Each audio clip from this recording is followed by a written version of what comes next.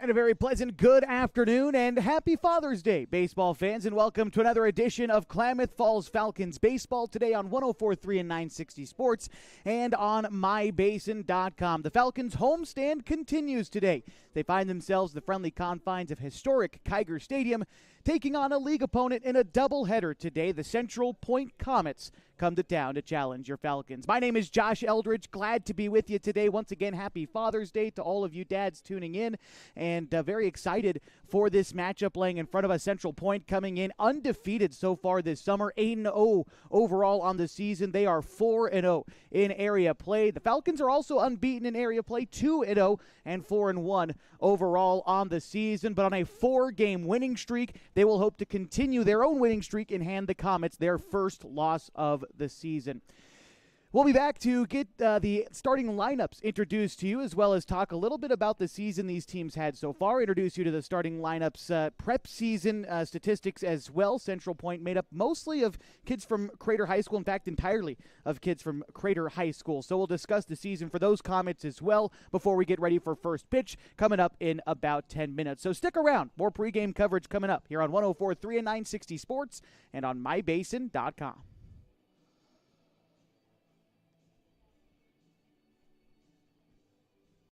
Pacific Power works day in and day out to power our communities because we know our neighbors rely on us. We're trimming and clearing branches around poles and lines, protecting our system, and giving you real-time updates when storms roll in. You can count on us in all seasons. 24/7, we're here for you. Powering your greatness. The cars we drive play an important part of our everyday. Whether we're going to work, dropping off the kids at school, or maybe even on that first date. Vehicles we drive play an important role in all of that. And that's why at Klamath Falls Subaru, we are so passionate about getting you the long-lasting vehicle that you will love. When you come to our store, you'll find that every department is dedicated to caring for our customers, which is why I can proudly send anyone here knowing that they will be treated like family. Stop by and say hi. When you come to Klamath Falls Subaru, you're coming home. Sports was kind of what defined me as a person. I loved to play every sport I could possibly play. The Abbeys was really the family stomping ground for all of our community. Saturday afternoon soccer tournaments, we'd head over to Abbeys afterwards. And then when we got up into middle school, on our way home, we'd stop at Abbeys after basketball games. When I go home, I want to see two things when I drive through Winston. I want to see my Abbeys and I want to see my high school. And those are the two memories that stick out the most to me. As a parent of a high school athlete, I've given up trying to get pictures of my kid playing sports. It's nearly impossible to take pictures and enjoy the game. There is a solution, though. God's Gifts Photography attends high school sporting events in the Basin to take individual and team action photos at a great price. Search God's Gifts 2 on Facebook to learn more. They'll come and capture your athlete in action, creating those frameable lifelong memories so you can watch and just enjoy the moment. Call 541-281-2206 to get your athlete on their schedule. God's Gifts Photography.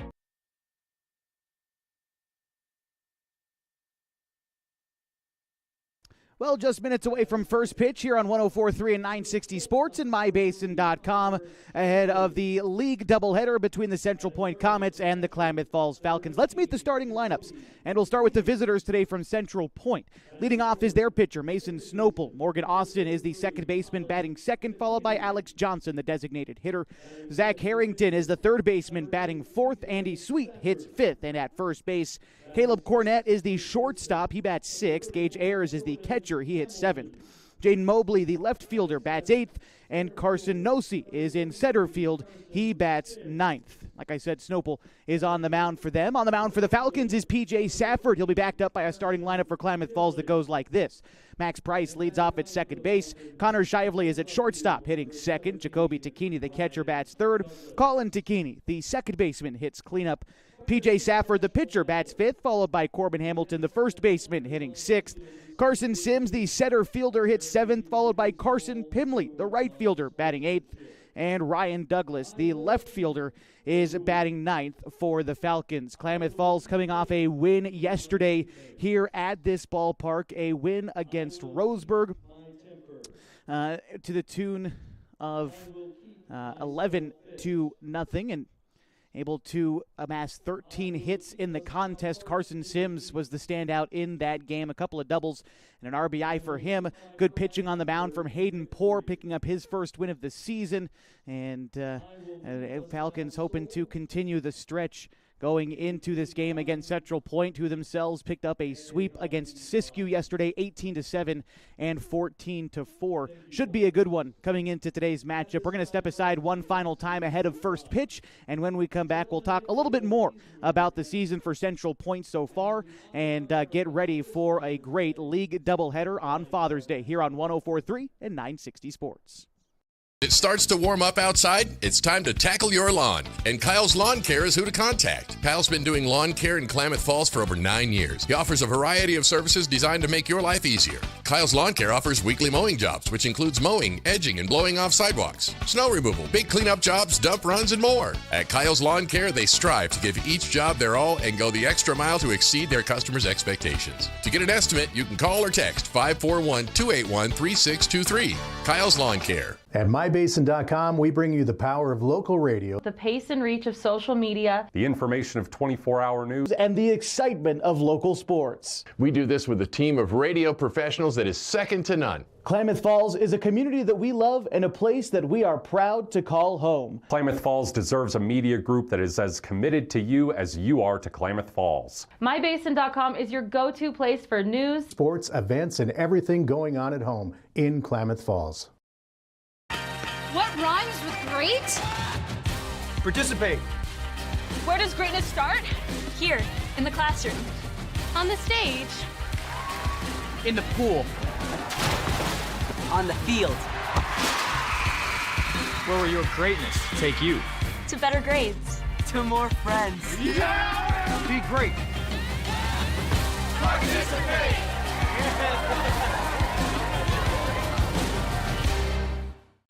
Introducing Smith Bates Marcom Solutions, your trusted partner in marketing and communication.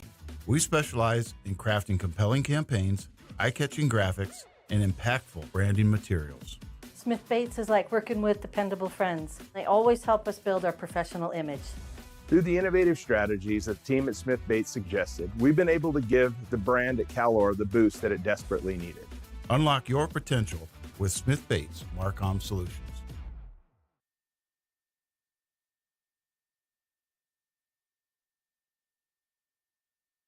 Just minutes away from first pitch between the Klamath Falls Falcons and the Central Point Comets here on 104.3 and 960 Sports with live free video today on mybasin.com. Games 2 and 3 of a 4-game homestand for the Falcons today. Game 1 was a win yesterday. Looking at a double point today against Central Point. Back on Tuesday against the Post 58 Crushers before heading on the road for the Falcons. Running out of time to see them in person, so hope you can make it out to either the Nightcap tonight or the game against the Post 58 Crushers on Tuesday at 6:30. Falcons will hit the road on Wednesday playing Grants Pass in a league doubleheader there. First time these two teams have met up this season between Central Point and Klamath Falls. Like I said, Central Point 4-0 in conference play. They are at the top of our league standings, which we'll take a peek at right now. If you're watching live on mybasin.com, you see the standings on your screen. There you go, Central Point on top. You also see South Medford with a 3-1 record as well. North Jackson is 2-2. North Medford is 1-3. Grants Pass still looking for their first win. They are 0-6. And again, Grants Pass is our next league opponent, which is coming up on Wednesday. PJ Safford getting his final warm tosses in, the right-hander for the Klamath Falls Falcons. Taking a look at the season stats so far for PJ Safford.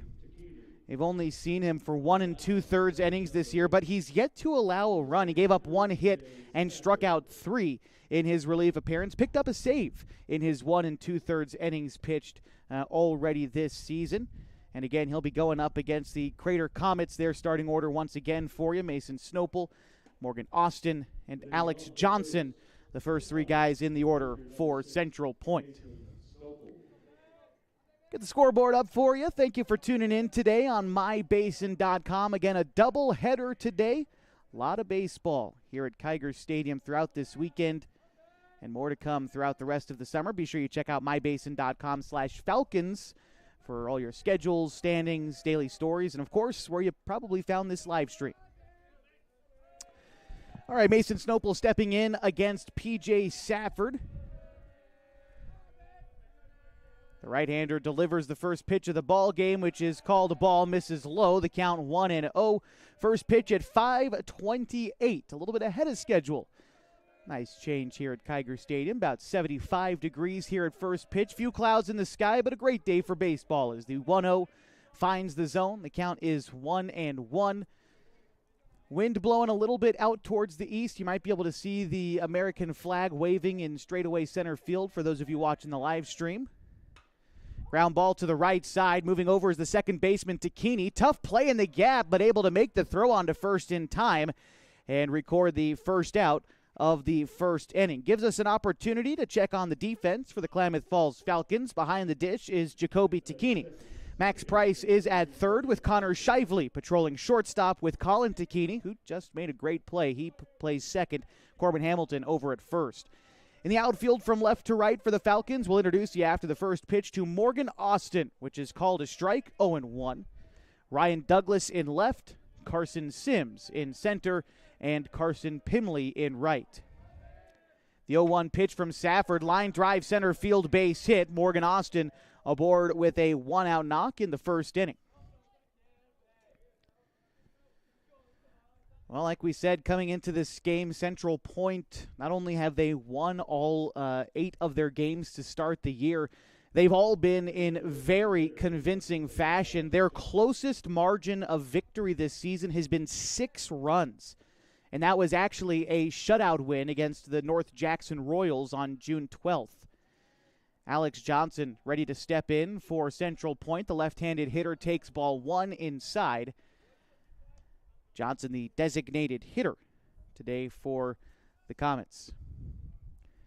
Their wins yesterday against Siskiyou again came 18-7 and 14-4.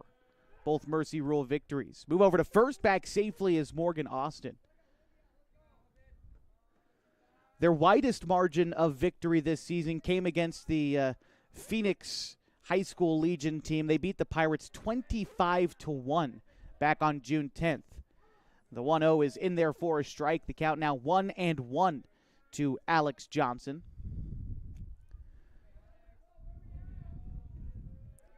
You compare that to how the Falcons have fared in the last 4 games, their current winning streak. They have won equally as dominant, if not more dominant. They've only allowed 1 run in the last 4 games, and that was in the 15-1 win against Medford back on June 12th. Since then, 10-0, 15-0, and 11-0 were the final scores for the Falcons on this win streak. 1-1 to Alex Johnson is on the way from Safford. Ground ball towards the Crater dugout, gloved by someone in the dugout. That looked like Mason Snopel making a nice little play there. 1-2 the count. After Johnson in the order, it's Zach Harrington.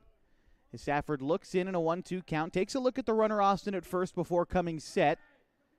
Pitch on the way. Line drive right side, base hit into the outfield. Moving up to second is Austin on that base hit. Johnson aboard at first, and here's Zach Harrington with 1 away in the inning.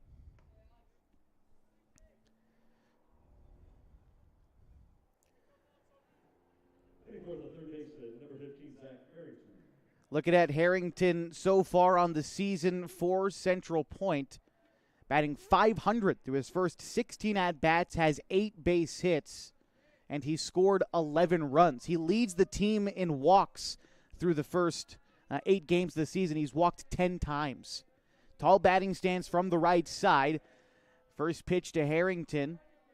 We'll have to wait as Safford steps off to look the runner at second back. That's Austin. Connor Shively, the shortstop, is there to at least make Austin aware of him. And not much of a lead to speak of at first for Johnson.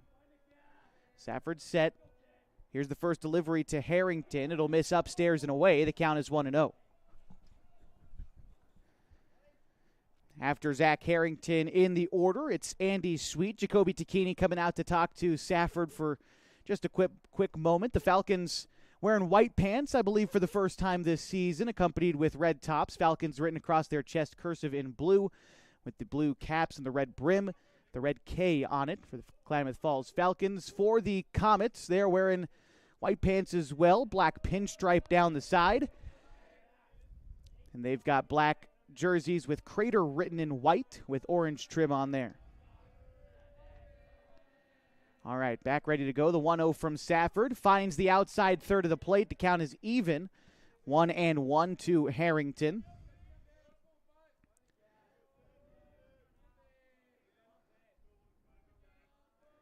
Along with leading the team in walks, Harrington is also tied for the team lead in runs scored this season just by virtue of how often he gets on base. Here he takes strike 2 on the outside, about knee high. Safford trying to set him down. Again, 1 out in the inning, 2 on, and still scoreless, top of the first inning. Safford set with the 1-2. Here it is. Fouled back into the glove of Takini. That'll be strike 3 and the second out in the first inning.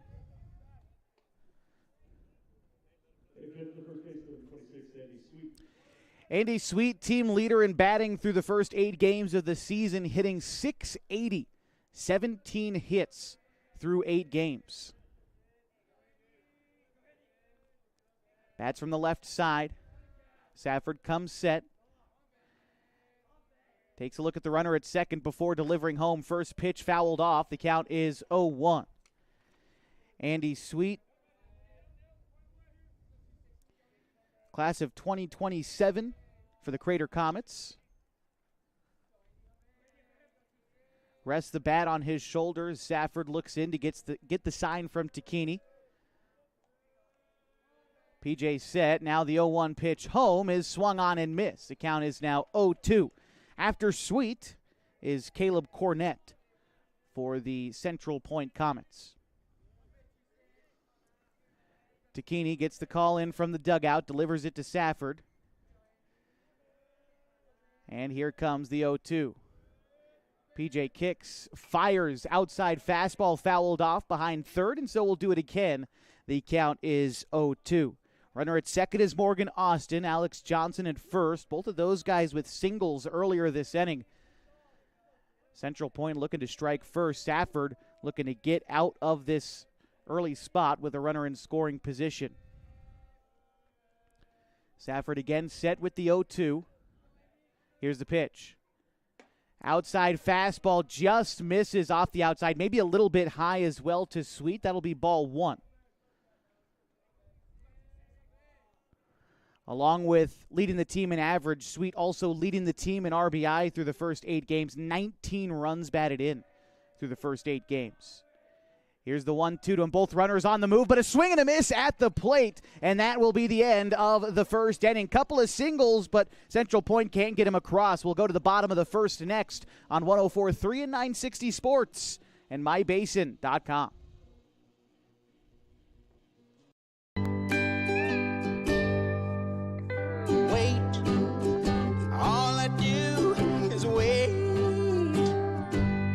So lonely, I just sigh and moan. Seems like I've been waiting forever, wondering if you're coming home. I just saw your face, I know you're coming home. I swear there is no place that feels as good as home. And then I heard your voice. I know you're coming home. I know you're coming home. This is where unconditional love and immeasurable happiness reside. This is home. Coldwell Banker, where home begins.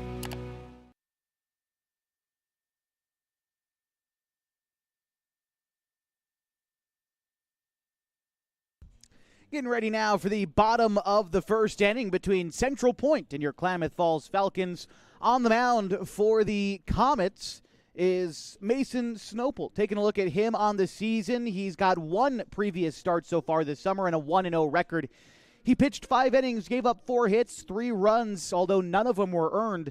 He struck out 7 in that outing. Last time Snopel pitched, I want to pull up the date for that start, was June 8th.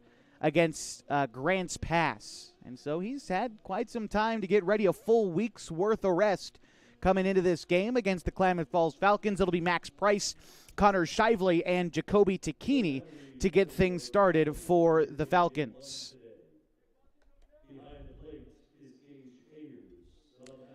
Falcons looking to defend home field once more. Early part of the season, unbeaten here at Kiger Stadium.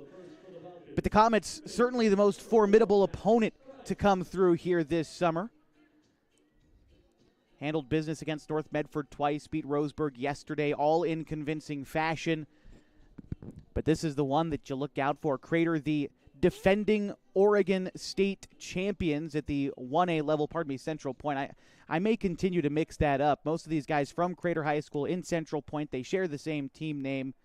So just know if I say Crater anymore, I'm meaning these guys from Central Point in front of us. First pitch in there for a strike. Count 0-1 to Max Price. Delivery on the way. That pitch is swung on and missed. The count is 0-2.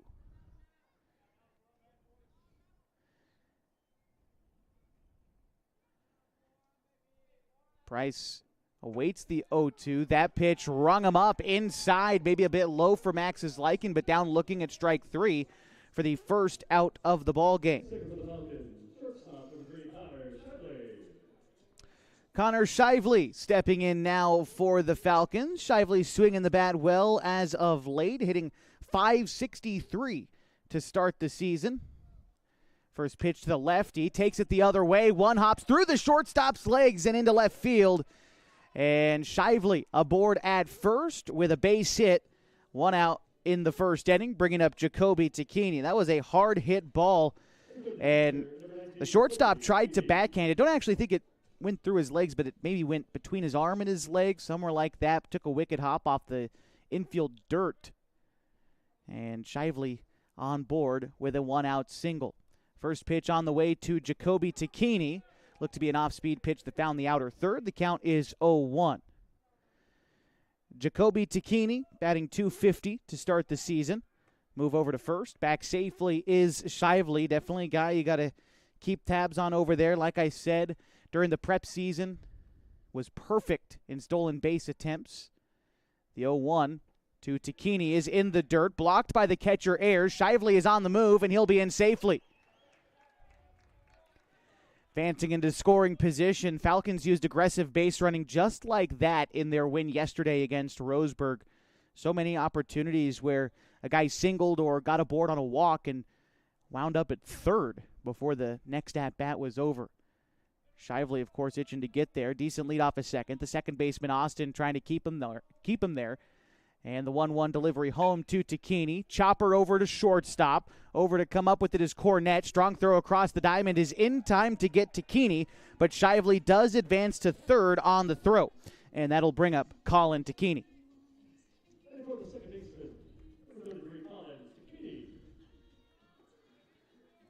Colin batting .455 to start the year.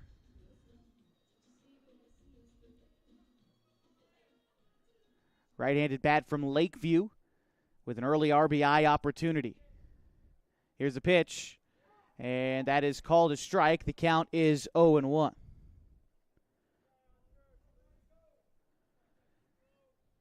Takini keeps his hands low, spreads his feet out wide in the right-handed batter's box, hits a ball to right side, moving over is the right fielder Villarreal. He'll put that one away by the foul line for the third out. The Falcons get one base hit in the inning, but can't get it across. We'll go to the second inning, still scoreless on 104.3 and 960 Sports and mybasin.com. Threads.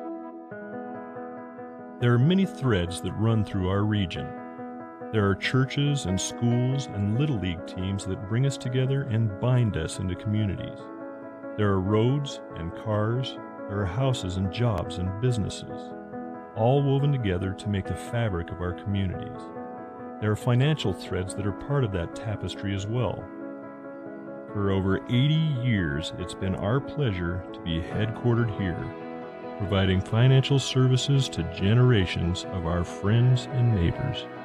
From that first savings account, to retirement planning, and all of the cars and houses and groceries in between, we keep your money local investing it back into our communities, adding more threads to the fabric to make our communities stronger.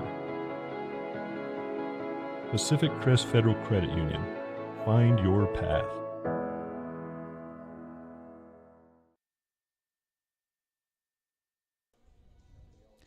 Top of the second inning, and we are scoreless here at Kiger Stadium. The Klamath Falls Falcons taking on the Central Point Comets in a league doubleheader tonight. If you're listening, cruising around town, come on out. Cheap to get in, and some great concession fare tonight. Some great baseball on Father's Day. Great way to spend your Sunday evening before the grind of the work week begins tomorrow. It'll be the top of the second inning. And leading off for Central Point is Caleb Cornett, followed by Gage Ayers and Jaden Mobley. It's 6, 7, and 8 for Central Point this half inning. P.J. Safford, the right-hander, ready to throw and get this half inning underway. As the lefty for Central Point settles in, here's the first pitch. Line drive center field, base hit. And aboard with a leadoff single is Caleb Cornett. Comets swinging early and often, accruing their third base hit of the game so far right there, as Gage Ayers gets ready to step in. Ayers, the starting catcher, bats with the runner on here early in the ball game. Ayers this season batting .529 for Central Point. All their guys have been off to a great start this season as a team. Central Point hitting .488 through 8 games. First pitch, count is 1-0. Falcons hitting well to start the season as a team, too. They're hitting .399, but nearly a full 100 points better is this Comets team. Here's the 1-0 pitch home, fouled back. The count is 1-1 to Gage Ayers. Ayers, class of 27 for Crater. Just wrapping up his sophomore season. Vocal Central Point dugout as the 1-1 pitch is lined over the head of the second baseman Takini and into right field. Back-to-back singles to start the second inning for Central Point. Put 2 on and nobody out, top of the second inning.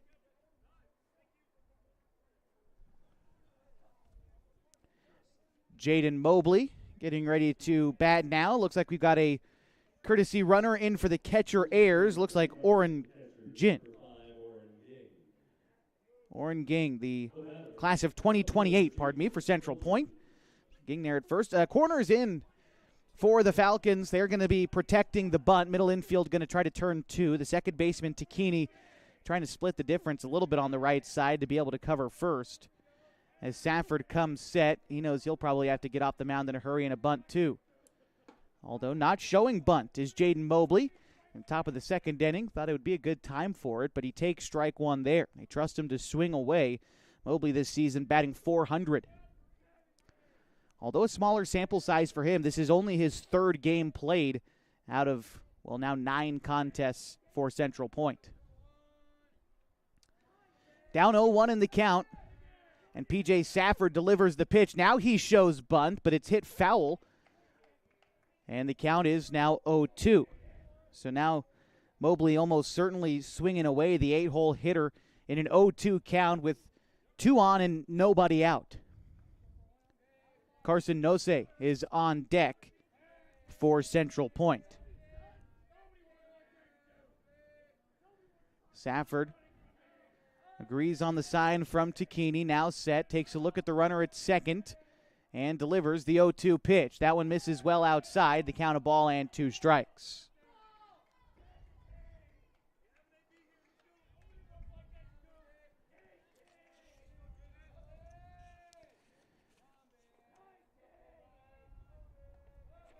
Mobley, wide stance and a 2-strike count. Here's the pitch from Safford. That one froze him up on the inside. Looked to be an off-speed pitch there by Safford. Gets the strikeout, looking for the first out in the second inning.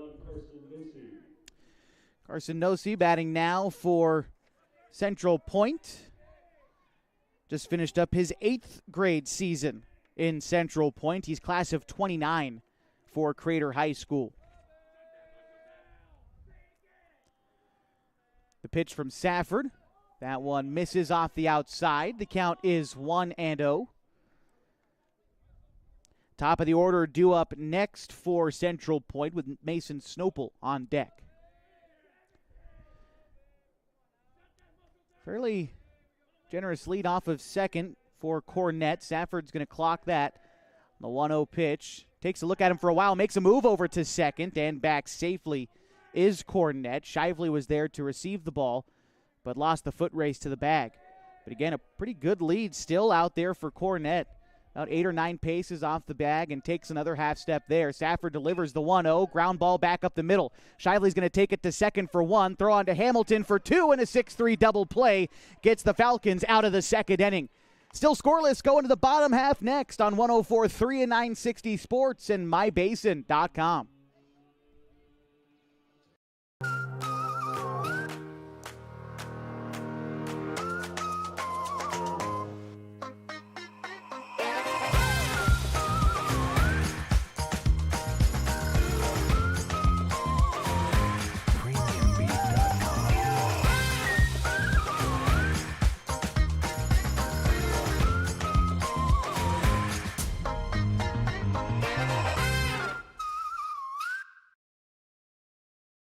Pacific Power works day in and day out to power our communities because we know our neighbors rely on us.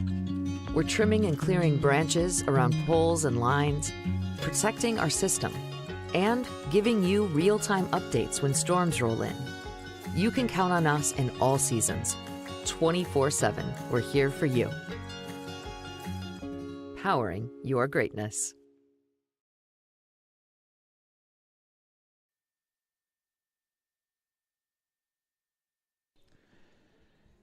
Getting ready for the bottom of the second inning here on 104.3 and 960 Sports and mybasin.com. Klamath Falls Falcons baseball continues, and we're scoreless. And it'll be P.J. Safford, Corbin Hamilton, and Carson Sims to lead off this half. That's 5, 6, 7 in the order. Safford, the starting pitcher for the Falcons today, making a couple big pitches to get out of that last half inning. And now a chance to start the rally here for the Falcons. First pitch to PJ is taken outside for a ball. The count is 1-0. Safford to start the season batting .429 for the Falcons. It's the 1-0 pitch. That one is taken below the knees. The count is 2-0.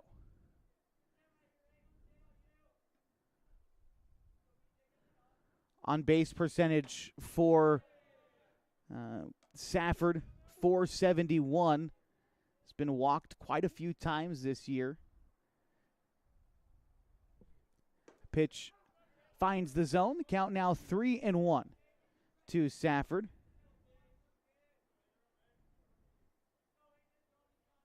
He's gotten the free pass 3 times. Here's the pitch. That one is fouled off. Count is 3-2.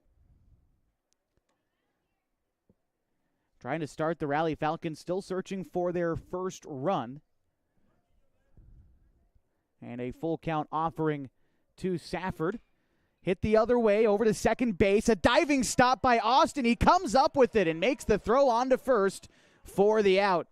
A really great effort there by Austin at second to stop Safford, recording the first out in the second inning.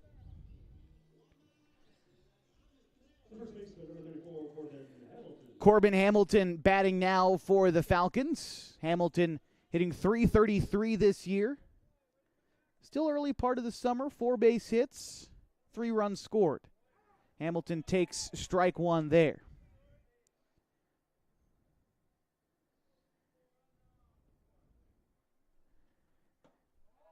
Hamilton's contributions have been seen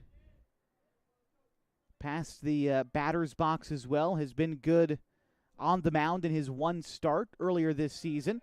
Here he's down in the count, a ball and 2 strikes. Likely to see Corbin at least once in the next couple of dates, whether it's tomorrow or, not tomorrow, whether it's Tuesday or against Grants Pass on Wednesday. Expect to see Corbin get some work in on the mound at least one of those days.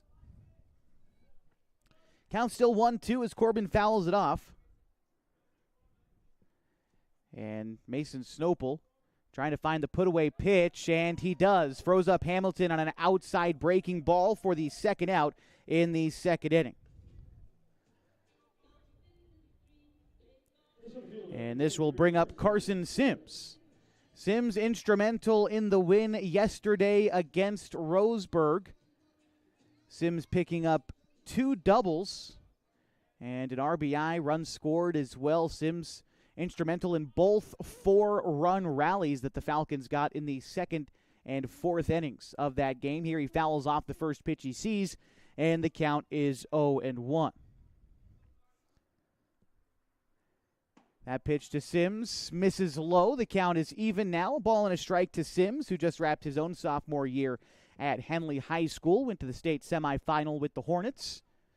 The 1-1 is taken for a ball. That must have also been low. The count 2-1. Henley made the state semifinal for the second year in a row this past spring. There Sims takes another one below the knees, 3-1. Fortunately lost both times to the same team, and that would be the Marist Catholic Spartans, who themselves would go on to lose the state championship game this past year to Pendleton. Count now 3-2 to Sims after he fouls that one back. After Carson Sims, it's Carson Pimley for the Falcons. That's if Sims is able to find a way on base. 2 outs and a 3-2 pitch on its way. Sims lifts it in the air the other way, well out of play, foul. And so we'll do it again. 3-2. Said it a couple times this year. Sims, good 2-strike hitter. Let's see the approach in the 3-2. This time, Snopel pulls the string on him and gets a swing and a miss. And the Falcons are down in order in the second inning. To the third we go, still looking for our first run of the ball game. Your 104.3 and 960 Sports and MyBasin.com. Back after this. We drive play an important part of our everyday. Whether we're going to work, dropping off the kids at school, or maybe even on that first date. Vehicles we drive play an important role in all of that. And that's why at Klamath Falls Subaru, we are so passionate about getting you the long-lasting vehicle that you will love. When you come to our store, you'll find that every department is dedicated to caring for our customers, which is why I can proudly send anyone here knowing that they will be treated like family. Stop by and say hi. When you come to Klamath Falls Subaru, you're coming home. Sports was kind of what defined me as a person. I loved to play every sport I could possibly play. The Abbeys was really the family stomping ground for all of our community. Saturday afternoon, soccer tournaments, we'd head over to Abbeys afterwards. And then when we got up into middle school, on our way home, we'd stop at Abbeys after basketball games. When I go home, I want to see 2 things when I drive through Winston. I want to see my Abbeys, and I want to see my high school. And those are the 2 memories that stick out the most to me. Set for the top of the third inning, still looking for our first run of the ball game between the Central Point Comets and the Klamath Falls Falcons. It'll be the top of the Comets order, second time through against P.J. Safford, Mason Snopel, Morgan Austin, and Alex Johnson due up this third. Comets have 4 base hits, but big pitches by P.J. Safford have allowed him to escape a couple of jams here, and most notably producing a ground ball to get out of the last inning via the double play. Here's a line drive to second. Short hops to Keeney and gets underneath his glove, and that'll be a leadoff single for Mason Snopel to start the top of the third. 5 hits now for Central Point. They've squared up a few pitches today. Wonder if now the second time through, they'll start to see Safford a little bit better. And a courtesy runner in for Central Point. Looks like it was Ronix Keyser aboard there at first, in turn for Snopel. Here's the first pitch to Morgan Austin. He pops one up to the first base side, foul and out of play, and the count is 0-1. Central Point, like I said, mostly, in fact, entirely made up of kids from Crater High School. Another season for Crater in which they make the postseason out of the Midwestern League in the 5A classification. They finished second place in that league behind number 2 Thurston. Here's a fly ball to the right side. Getting under it is Carson Pimley, and the runner from first not tagging. Falcons are going to be able to turn 2, as that was Keyser, who just took off for second. Maybe he thought the ball was going to drop, but that ball was hit very high. Regardless, Falcons catch a break there and are able to turn two. This is a 9-3 double play.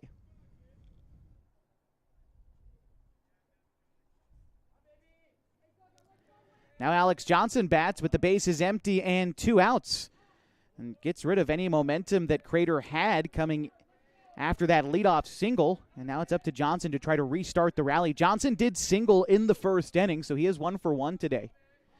Right now down in the count, 0-1. Here's the delivery from Safford. Finds the outside corner there. Looked like the off-speed pitch. Started off the plate and then broke over the plate. Didn't catch too much of it, though. Just enough to be called strike 2. Now can go anywhere against the DH from Central Point. The 0-2, lined back up the middle. Safford catches it on a hop. Throw to first in time. Nice play by PJ to get out of the inning. 1 base hit. Central Point can't score a run. We go to the bottom half of the third. Still scoreless. 104.3 960 Sports. Live free video on mybasin.com. Parent of a high school athlete, I've given up trying to get pictures of my kid playing sports. It's nearly impossible to take pictures and enjoy the game. There is a solution, though. God's Gifts Photography attends high school sporting events in the Basin to take individual and team action photos at a great price. Search God's Gifts 2 on Facebook to learn more. They'll come and capture your athlete in action, creating those frameable lifelong memories so you can watch and just enjoy the moment. Call 541-281-2206 to get your athlete on their schedule. God's Gifts Photography. As it starts to warm up outside, it's time to tackle your lawn. And Kyle's Lawn Care is who to contact. Kyle's been doing lawn care in Klamath Falls for over 9 years. He offers a variety of services designed to make your life easier. Kyle's Lawn Care offers weekly mowing jobs, which includes mowing, edging, and blowing off sidewalks, snow removal, big cleanup jobs, dump runs, and more. At Kyle's Lawn Care, they strive to give each job their all and go the extra mile to exceed their customers' expectations. To get an estimate, you can call or text 541-281-3623. Kyle's Lawn Care.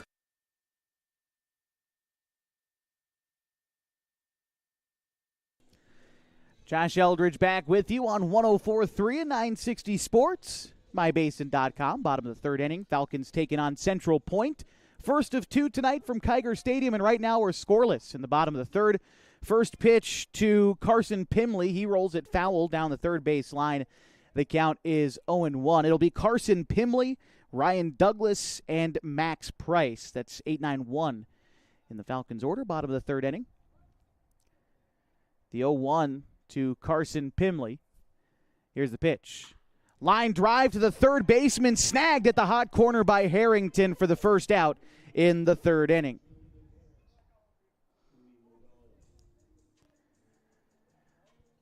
Nice play by Harrington, the third baseman for Central Point there, able to snag that play. Quick line drive to him. Ryan Douglas bats now for the Falcons. Douglas will take ball 1 low. Count is 1-0. Yesterday, Douglas was 1 for 1 and had an RBI here. He sends a ground ball to third. Harrington plays it on a couple hops, sets his feet. Strong throw in time to first, and that'll be the second out in the third inning. Staying busy down there at third is Harrington. 2 balls hit to him this inning. And now back to the top of the Falcons order for Max Price. Price 0 for 1 in the ball game, struck out in the first. Here's the first pitch from Snopel, and it's in the zone. The count is 0-1.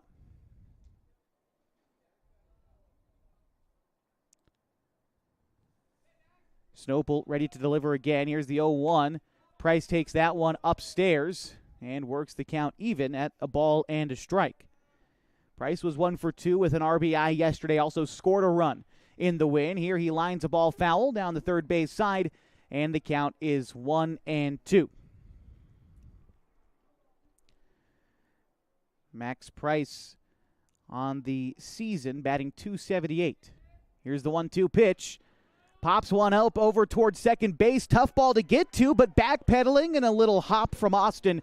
He's able to bring it in for the third out. Falcons once again down in order in the third. To the top of the fourth next on 104.3 and 960 Sports and mybasin.com. The innocence of youth. Is there anything any better? But soon they'll be in high school and facing all the same challenges you faced. How to make friends, how to fit in, how to be cool. We want our children to have everything they'll need to live fulfilling and productive lives. Make sure the kids in your family are among the more than 120,000 participants here in Oregon who take part in high school sports or activities. At mybasin.com, we bring you the power of local radio, The pace and reach of social media, the information of 24-hour news, and the excitement of local sports. We do this with a team of radio professionals that is second to none. Klamath Falls is a community that we love and a place that we are proud to call home. Klamath Falls deserves a media group that is as committed to you as you are to Klamath Falls. mybasin.com is your go-to place for news, sports, events, and everything going on at home in Klamath Falls.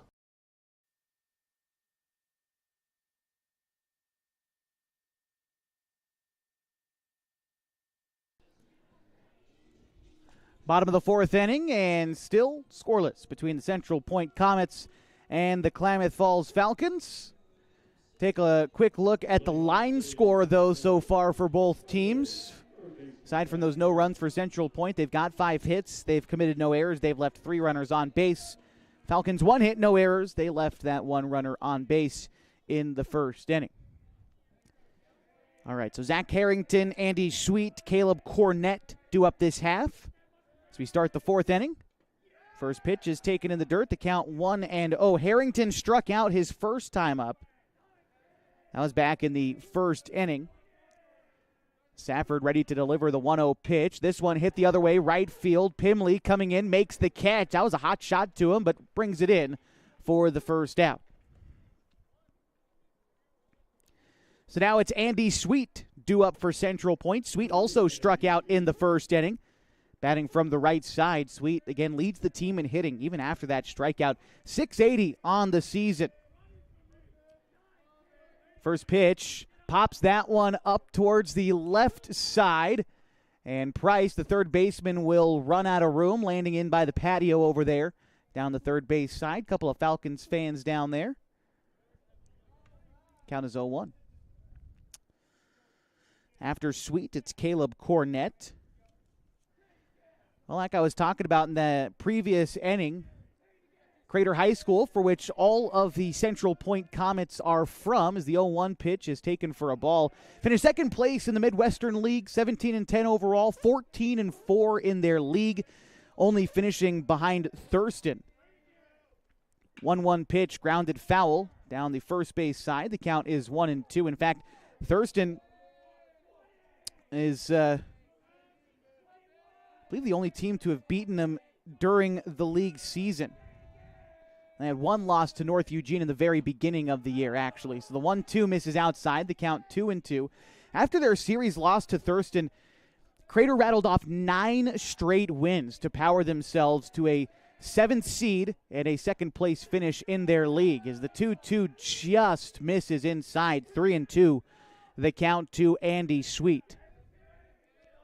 Big pitch coming up from Safford, 1 out in the inning. The 3-2 is rolled out to shortstop. Shively charges it, up with it. Throw to first is in time. Nice stretch by Hamilton, and the Falcons record the out.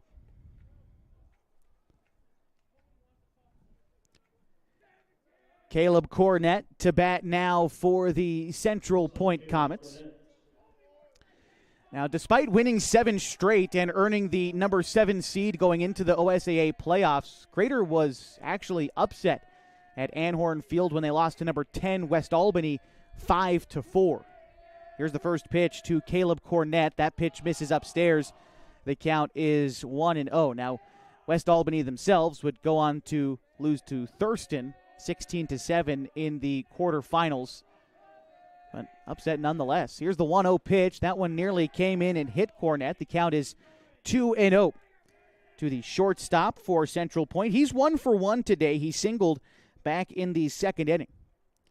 Stakini comes out, has a quick visit with Safford on the mound. We'll remind you that today's broadcast brought to you in part by the Pacific Power Foundation, who donated over $70,000 last year to local organizations like the Oregon Tech Foundation, like the Merrill Rotary Club, and the UC Davis Foundation in Tule Lake. 2-0 finds the zone. Now the count 2-1 to Caleb Cornett. Gage Ayers on deck for the Comets. 2 away, top of the fourth inning, still scoreless. 2-1 pitch. Pop up in the infield. Playable for the third baseman, Max Price. He will make the catch and end the inning. No runs, no hits, no runners left for Central Point. We go to the bottom of the fourth. Tied at 0. 104.3, 960 Sports, mybasin.com. Introducing Smith Bates Marcom Solutions, your trusted partner in marketing and communication. We specialize in crafting compelling campaigns, eye-catching graphics, and impactful branding materials. Smith Bates is like working with dependable friends. They always help us build our professional image. Through the innovative strategies that the team at Smith Bates suggested, we've been able to give the brand at Calor the boost that it desperately needed. Unlock your potential with Smith Bates Marcom Solutions. What rhymes with great? Participate. Where does greatness start? Here, in the classroom. On the stage. In the pool. On the field. Where will your greatness take you? To better grades. To more friends. Yeah! Be great. Participate.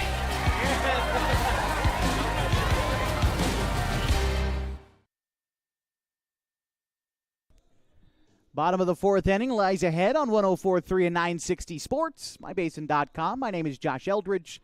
Thank you for joining us tonight, live from Kiger Stadium here in Klamath Falls, next to the Klamath County Fairgrounds off South 6th Street. A wonderful night for baseball. It's been a competitive game so far, if not a little bit boring to folks who like a lot of offense. Now, me personally, I love a pitcher's duel like we've seen, but for what the Falcons had been doing coming into this game with the likes of mercy rule victories and double-digit scoring outputs, a different look for Klamath Falls today. They're going to have to grind out a win potentially, and it might start here in the fourth inning with Connor Shively leading things off. First pitch to Shively is taken outside, 1-0.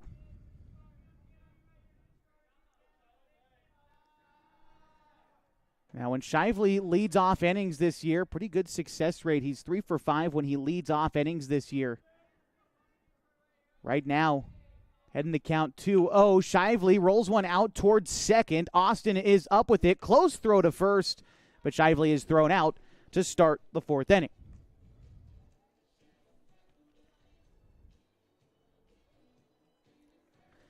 This will bring up Jacoby Tacchini. Tacchini is 0 for 1 today, grounded out in the first inning. Here's the pitch from Snopel. First pitch swinging from Tacchini, sends a jolt into one center field. Nosey moves over a couple steps, puts it away for the quick second out. Colin Tacchini batting now for Klamath Falls. He's 0 for 1 today, flew out to right field back in the first inning. Colin batting .455. That was coming into today and leads the team in walks. He's been walked 5 times. First pitch swinging here, bouncing ball out towards short. Cornett backhands it. Short hops the throw to first, and a nice pick by Sweet to record the out. Falcons down in order again here in the fourth inning. To the fifth we go. Still scoreless on 104.3 and 960 Sports and mybasin.com.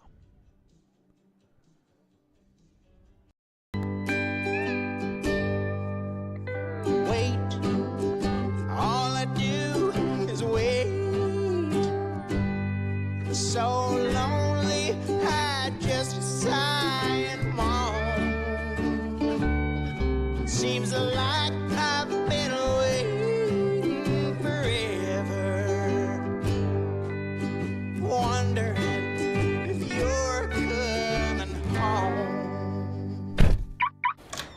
I just saw your face, I know you're coming home. I swear there is no place and then I heard your voice. I know you're coming home. I know you're coming home. This is where unconditional love and immeasurable happiness reside. This is home. Coldwell Banker, where home begins.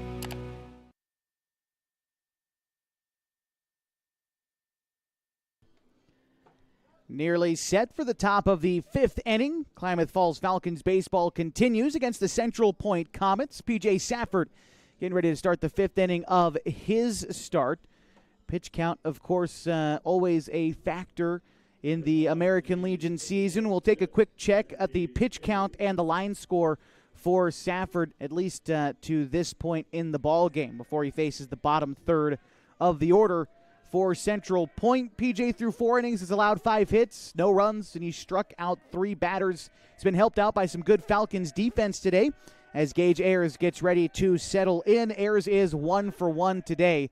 First pitch to him is swung on and missed. Safford going with the slider as it dips out of the zone, and a swinging strike 1 to the Central Point catcher.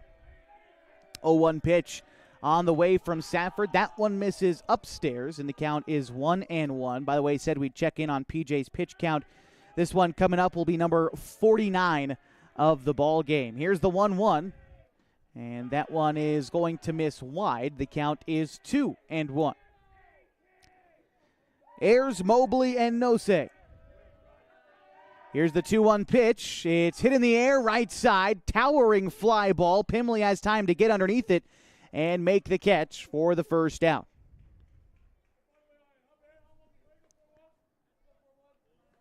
And this will bring up Jaden Mobley. 0 for 1 today. He struck out in the second inning. Batting from the right side, first pitch to Mobley. First pitch swinging at strike 1. Might have checked it in time, might have been called a strike. Regardless, Safford gets ahead, and he's already on the rubber, ready to throw. Here's the delivery to Mobley. Swung on and missed, this time going inside against the righty, and gets the swing and the miss. Safford can go just about anywhere in an 0-2 count. Like I said, 3 strikeouts today for the right-hander from Klamath Union High School already. Looking for another against Mobley. Here's the 0-2 pitch. This is a line drive to short. Gloved by Shively at short. Stopped it from getting a sure thing base hit. And a nice play out there for short for Connor Shively.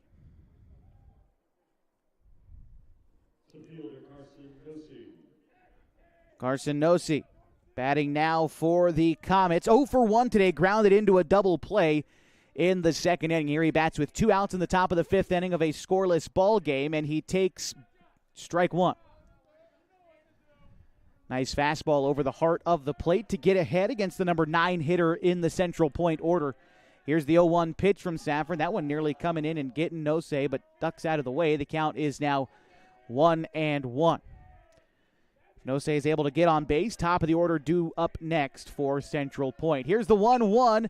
Bouncer back up the middle. Shively on 2 hops, plays it, and the throw on to first is in time for the out. Going to the bottom of the 5th inning next on 104.3 and 960 Sports and mybasin.com. Threads. There are many threads that run through our region. There are churches and schools and Little League teams that bring us together and bind us into communities. There are roads and cars, there are houses and jobs and businesses, all woven together to make the fabric of our communities. There are financial threads that are part of that tapestry as well. For over 80 years, it's been our pleasure to be headquartered here, providing financial services to generations of our friends and neighbors. From that first savings account, to retirement planning, and all of the cars and houses and groceries in between. We keep your money local, investing it back into our communities, adding more threads to the fabric to make our communities stronger. Pacific Crest Federal Credit Union. Find your path.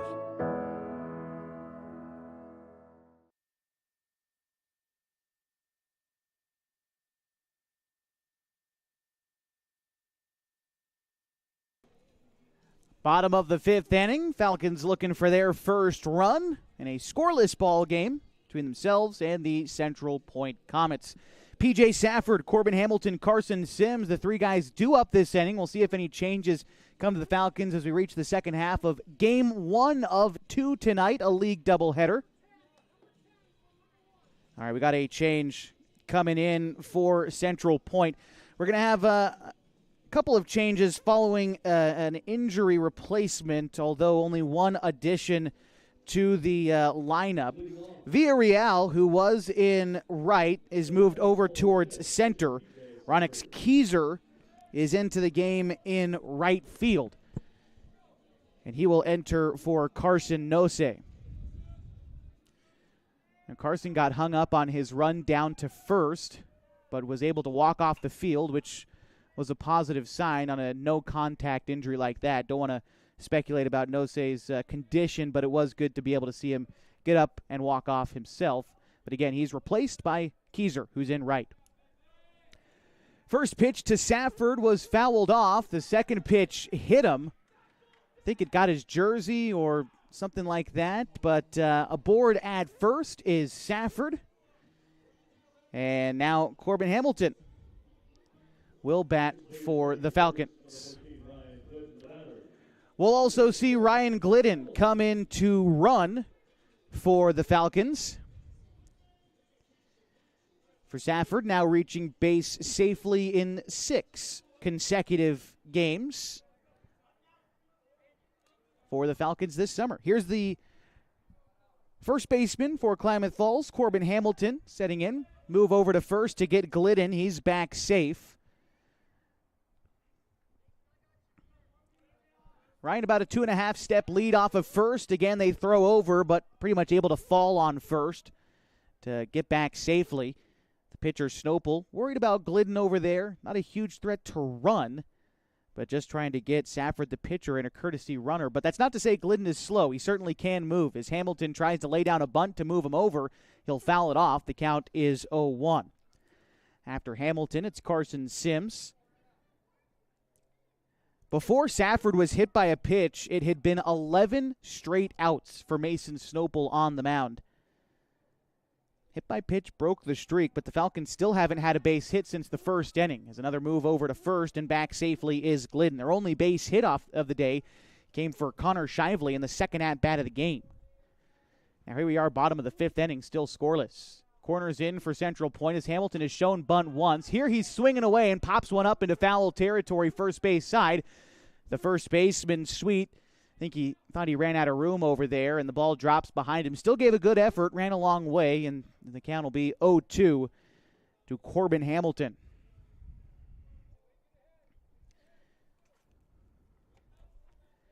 Hamilton, class of 27 at Henley High School. 6'2", he's the tallest player on the roster. It's the 0-2. He'll face it once more from Snopel. The righty delivers the pitch. Hamilton again lifts one to the right side. That one will cut foul and out of play once more. So Hamilton staying alive in this at-bat. 0-2. Good to see a confident 2-strike approach from Hamilton. As I've said once, during the prep season, was a great player, first-team all-conference. But striking out at the plate was the one thorn in his side. So hoping that he's been able to iron out a bit of a 2-strike approach here this summer. He led the team in punch-outs during the prep season. Count 0-2 to him right now. Snopel set.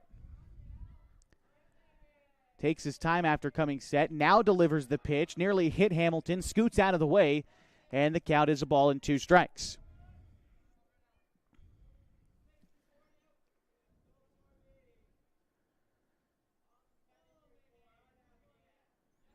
Hamilton awaits the 1-2, will look at strike 3 off the outside, and he is rung up looking for the first out in the 5th.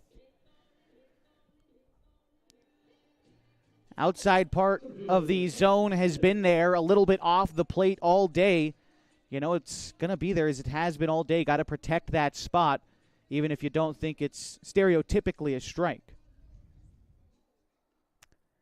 Carson Sims getting ready to step in now for the Falcons. He's been coming up in clutch spots quite a bit this season.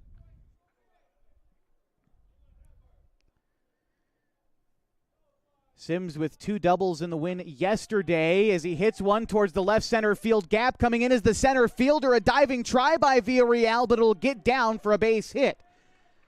And there's a 1-out knock for Carson Sims. Add another for him. It moves Glidden to second. And Carson Pimley bats with a runner in scoring position. First time the Falcons have had a runner in scoring position since the first inning.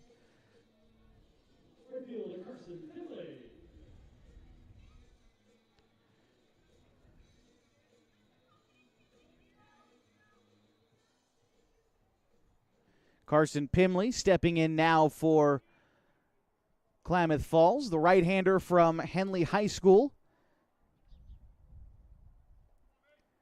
Pimley finished 1 for 2 and a run scored after coming in as a replacement in yesterday's contest.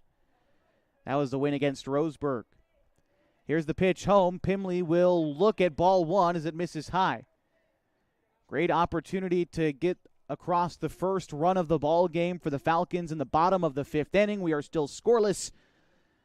The Falcons take on the defending Oregon State champion Central Point Comets. Pimley gives one high. It is going deep to left field. It is gone. A 3-run blast for Carson Pimley, and the Falcons lead 3-0. Touch 'em all, Carson Pimley. Get mobbed by your team at home plate. A huge home run for Pimley. And the Falcons lead by 3.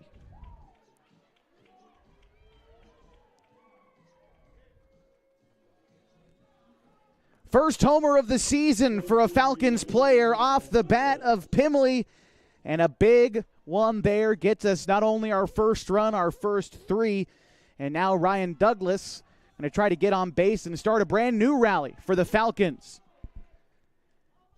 First pitch to Douglas. That one's hit in the air opposite field. Keyser moving over. He'll put that one away for the second out in the inning.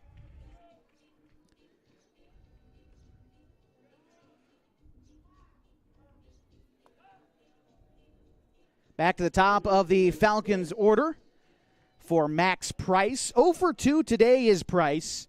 He has struck out and flown out in his first 2 at-bats. First pitch to him here, called a strike. The count is 0-1.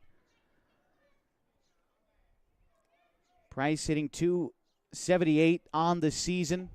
Has started every game for the Falcons. Has hit leadoff in just about every game as well. Right now down in the count, 0-2. He'll take a pitch high. The count now 1-2.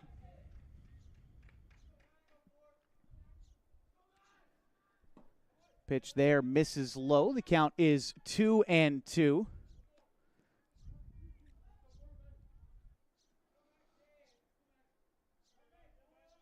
Yeah, Price has hit leadoff every game this season. Here he fouls it back, stays alive in the count 2-2. In fact, first 3 guys in the Falcons order hasn't changed at all this year. After Price, Shively, and Takini have hit in those first 3 spots every game. 2-2 again to Price. Line drive, center field. Coming in is the center fielder, Villarreal. That one will drop in front of him and then get behind him. Not far enough behind him, though, for Price to advance to second. So a 2-out base hit brings up Connor Shively.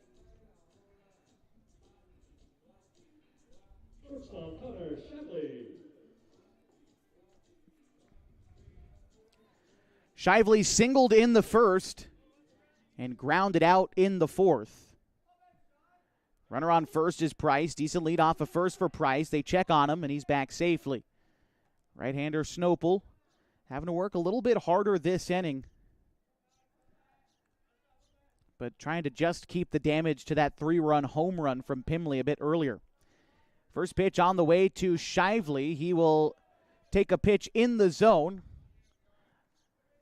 Maybe a little bit high for Shively, but take that for strike 1 up around the letters on the outside part of the plate to the left-handed hitter. Snopel takes a look at Price before coming set. Right-hander takes pause and now delivers. Line drive the opposite way into left field, base hit. That is Shively's bread and butter, the opposite field base hit. And it brings up Jacoby Takini as Max Price advances to second. Well, he knew the Falcons' bats weren't going to stay quiet forever. And knocking on the door of adding some more. First team All-State catcher from Henley High School, Jacoby Takini. Looking to add a few more RBIs. Led his team in the conference in RBIs during the prep season. Snopel comes set. And the pitch home, it will miss wide and skip off the glove of Ayers. Both runners will advance.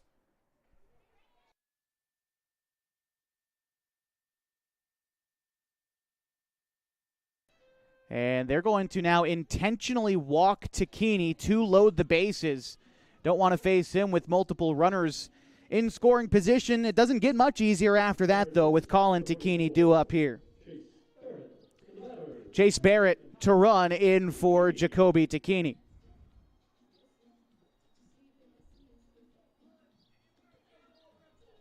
Colin 0 for 2 today.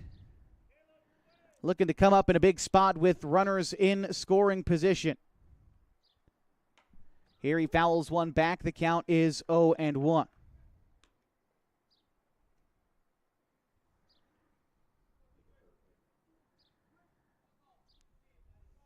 Colin Takini batting .500 with runners on base this year as he takes strike one on the outside. The count is 0-2. He's going to have to battle here as Snopel did a good job of getting ahead and attacking Takini. The 0-2 swung on and missed, and the Falcons will leave the bases loaded in the fifth. But they do score 3 on a 3-run homer for Carson Pimley in the bottom of the fifth. And to the sixth we go. Klamath Falls leads 3-0 on 104.3 and 960 Sports and mybasin.com.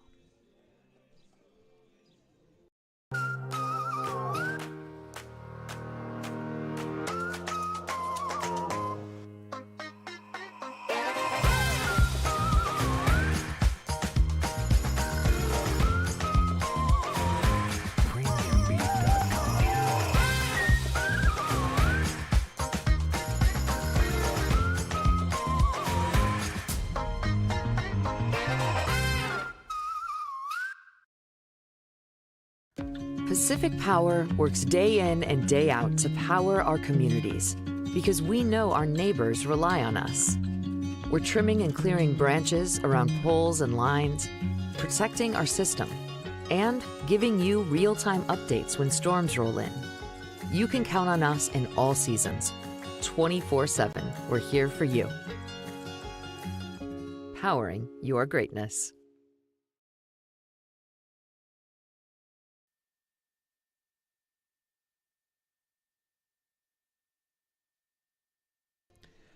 Top of the sixth inning, and the Klamath Falls Falcons lead Central Point 3-0. For the Falcons so far today, 3 runs on 5 hits, no errors, and they have left 4 runners on base. For Central Point so far today, no runs, 5 hits, no errors. They have left 3 runners on base. Pardon me, the Falcons scoring all 3 of their runs in the bottom of the fifth off the bat of Carson Pimley on the 3-run blast.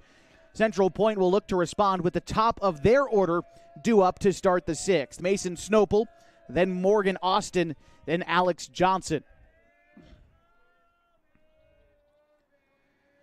P.J. Safford in the 6th inning of his start. He's been efficient so far. We'll give you a check of the line score again on P.J. here in just a minute as he's about ready to deliver the first pitch to Mason Snopel, who himself is 1 for 2 today. First pitch to Snopel, it's a foul ball, and the count is 0-1. Snopel singled in the third and grounded out in the first. P.J. Safford with pitch number 58 on the way in an 0-1 count. From the windup, here's the delivery. It is a ground ball to the left side, through into the outfield, and a base hit to start the 6th inning for the Central Point Comets. So including that hit there given up by Safford through the first 5 innings of his start, now allowing 6 hits and striking out 3 batters. He's yet to deliver a walk. 41 of his 58 pitches have been strikes. As that pitch is fouled off, the count is 0-1. Add another strike. He's been efficient today. As the pitch to Morgan Austin was fouled off. Austin is also 1 for 3 today. Hit into a double play in the 3rd inning. F9-3 in the book as a runner failed to tag up on that play.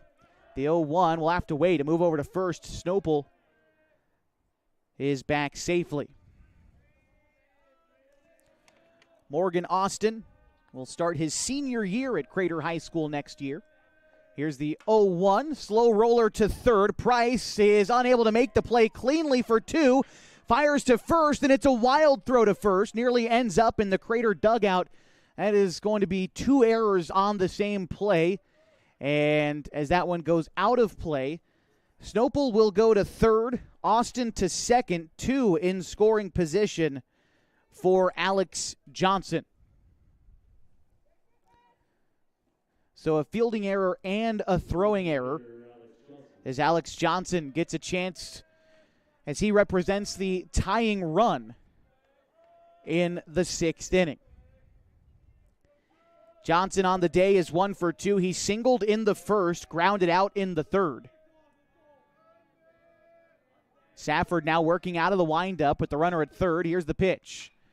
Roller out towards second. Colin Takini tries to backhand it, but it eats him up and winds up in center field. They're waving around the runner from second, Austin, to come in and score. And both runs will come in to score on the error at second. Central Point now back within range, down by a run, and they'll have a runner at first, still with nobody out.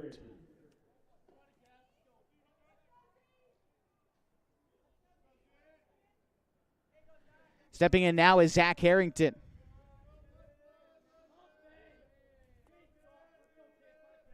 Harrington is 0 for 2, strikeout and a flyout so far. Here he shows bunt, and he'll be called strike 1 on him.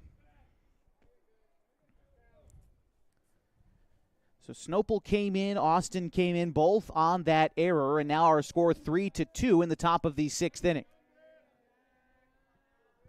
Safford set. Here's the pitch, again showing bunt. That one is popped up in front of the catcher. Takini hit off the front of his glove. He gets up and recovers in time to make the throw to first. Great play by Jacoby Takini behind the dish to record the first out in the 6th inning. 2-3 in the book. But advancing to second on that play was Alex Johnson.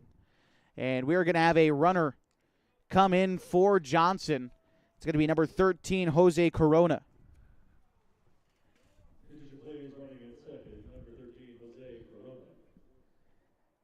Andy Sweet to bat now for the Central Point Comets. Sweet 0 for 2 today, but the tying run is in scoring position in the top of the 6th inning. Safford comes set, trying to once again dance out of a jam in this contest. Here's a fly ball out of play, foul. Count is 0-1.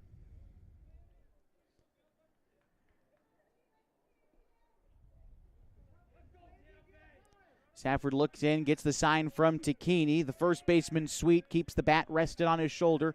Small lead off of second for Corona. He's being conservative out there. Shively trying to make him aware. Here's the 0-1 pitch home. That is a line drive right field base hit.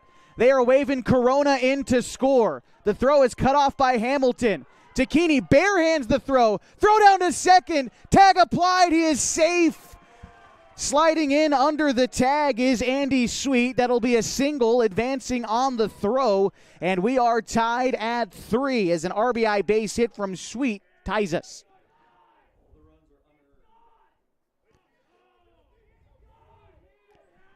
Caleb Cornett batting now with a runner at second in Andy Sweet. The count, he is 1 for 2 today. Trying to add some more. See if Central Point can take their first lead. Cornett singled in the second, flew out in the fourth. 1 out, top of the 6th. Timeout is called at the plate. After Cornett is Gage Ayers for the Central Point Comets. Decent lead off of second for Sweet. And here's the pitch home from Safford. That one's in there for a strike. The count is 0-1 to Cornett.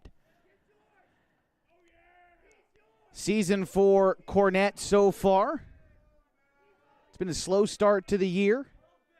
Only his 5th game played. He's batting now .220 on the season. Here's the 0-1 pitch.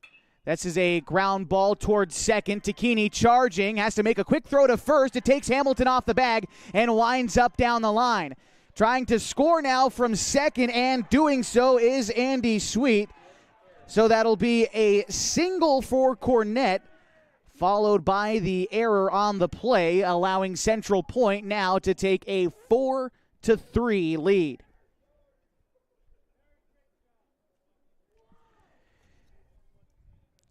The Klamath Falls defense has buckled here in the 6th inning. 4 runs off of 4 errors for the Falcons in this inning, and after so much momentum gained in the bottom half of the 5th, it has evaporated in the 6th inning as Gage Ayers bats now for the Central Point Comets. Runner at second, and Central Point leads 4-3. Ayers 1 for 2 today, singled in the 2nd, flew out in the 5th. Relaxed stance in the right-handed batter's box. Safford set. And the pitch to Ayers. Ground ball to third, and it gets by Price into the outfield. Waving around Cornett, and it gets by Douglas in left as well. And another run scores. And another play with 2 errors for the Falcons.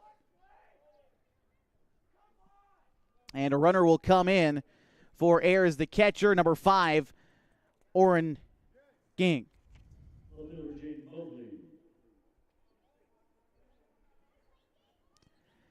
Mobley stepping in now. He's 0 for 2 today. Runner at second is Ging. And we're going to have a meeting come out for Coach Craig Connor. See if the Falcons wind up making a change or if they stick with Safford, who's thrown well. All the runs this inning have become unearned for him in this half. He's going to exit the ball game, it looks like, maybe in favor of Max Price. We'll get all the changes here in just a moment. It looks like Safford's day on the mound is done. We'll be back in just a moment here on 104.3 and 960 Sports and MyBasin.com, a game in which Central Point leads the Falcons 5-3. We drive play an important part of our everyday. Whether we're going to work, dropping off the kids at school, or maybe even on that first date. Vehicles we drive play an important role in all of that. And that's why at Klamath Falls Subaru, we are so passionate about getting you the long-lasting vehicle that you will love. When you come to our store, you'll find that every department is dedicated to caring for our customers, which is why I can proudly send anyone here knowing that they will be treated like family. Stop by and say hi. When you come to Klamath Falls Subaru, you're coming home. Sports was kind of what defined me as a person. I loved to play every sport I could possibly play. The Abbeys was really the family stomping ground for all of our community. Saturday afternoon soccer tournaments, we'd head over to Abbeys afterwards. And then when we got up into middle school, on our way home, we'd stop at Abbeys after basketball games. When I go home, I want to see 2 things when I drive through Winston. I want to see my Abbeys, and I want to see my high school. And those are the 2 memories that stick out the most to me.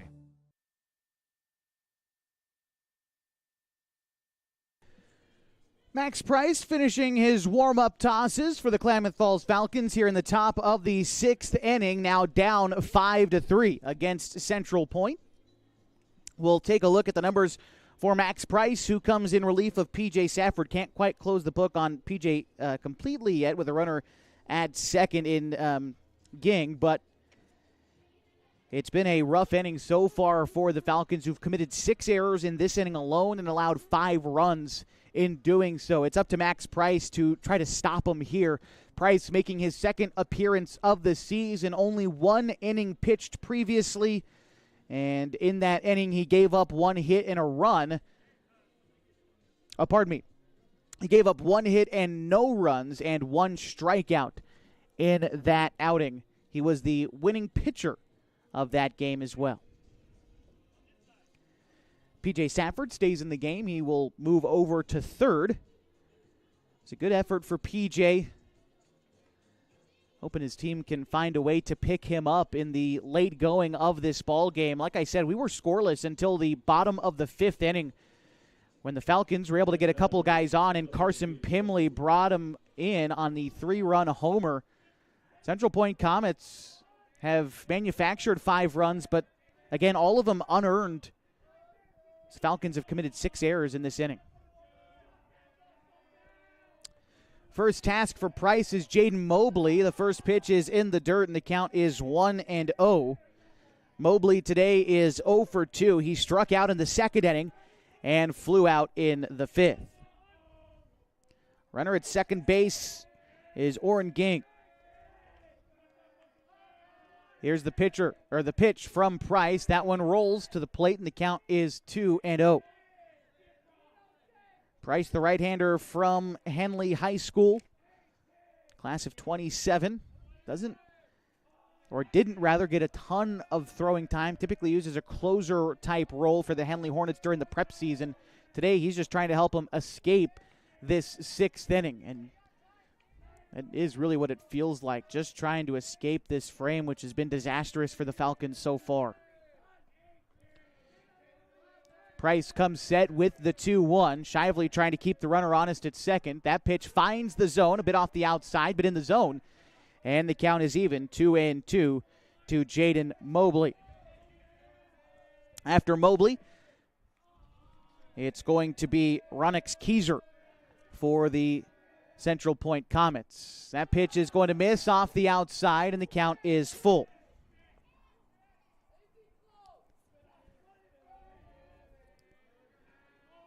One out in the inning. Price looking in, gets the sign from Takini before coming set. And now the pitch is fouled off towards the dugout. Count will remain full, 3-2.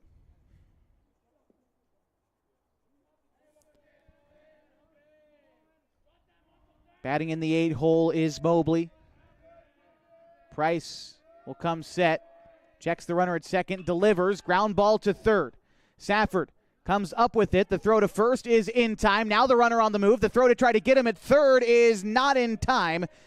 And so they get the out at first. So 2 away in the inning. And then on the play, advancing to third, was the courtesy runner Ging. And so he is 90 feet away from scoring the first at-bat of the game now coming up for Ronix Keiser.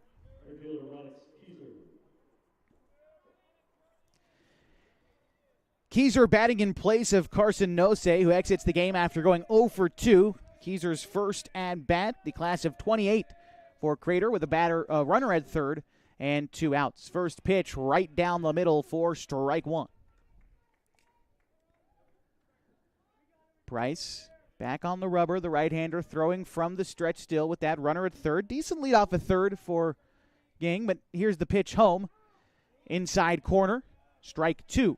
The count now 0-2 to the now right fielder for Central Point. Price is set and the pitch.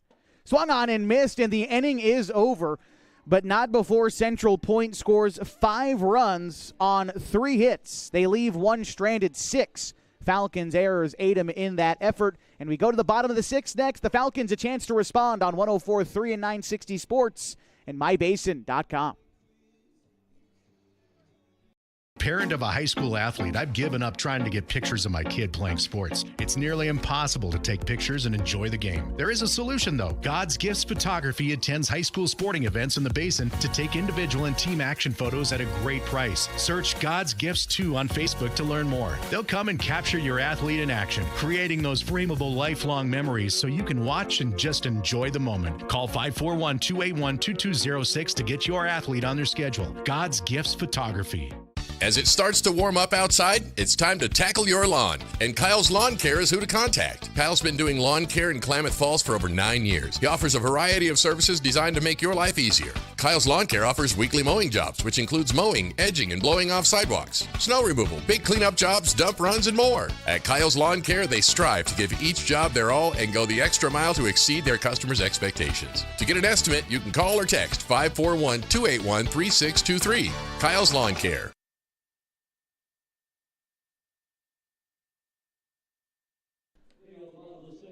Bottom of the 6th inning, Falcons trailing the Central Point Comets 5-3. It'll be P.J. Safford leading off an inning for the 3rd time today. He's 0 for 1. He grounded out in the second. He was hit by a pitch, and courtesy runner would come in to score for him in the 5th inning. Falcons looking to add some more after seeing a 3-run lead evaporate in the top half of this inning. Central Point scoring 5 unearned runs in the top half of this inning. P.J. Safford looking for a little retribution here, and he will take strike one. Safford was the man on the mound during much of the top of the inning meltdown for the Falcons. Again, all those runs unearned, but looking to start a rally here in this inning as that pitch misses below the knees, and the count is 1-1 to P.J. Safford. After exiting the game on the mound, moved over to third and made a play that helped get the Falcons out of that inning. It's the count now 1-2 to P.J. Safford.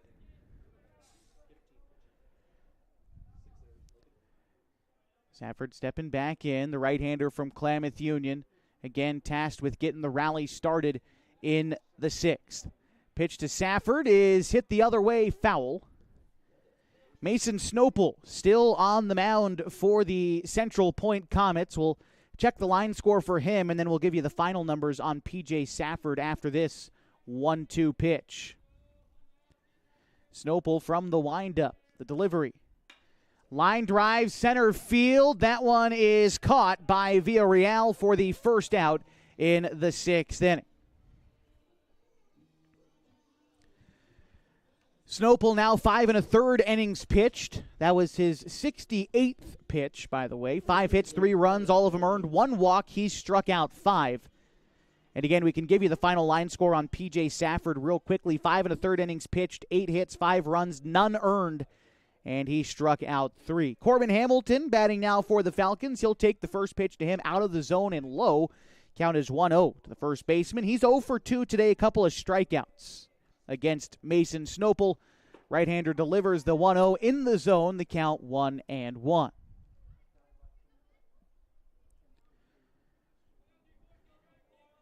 Game 1 of 2 tonight, a doubleheader here at Kiger Stadium as Hamilton rolls that one foul, the count 1-2.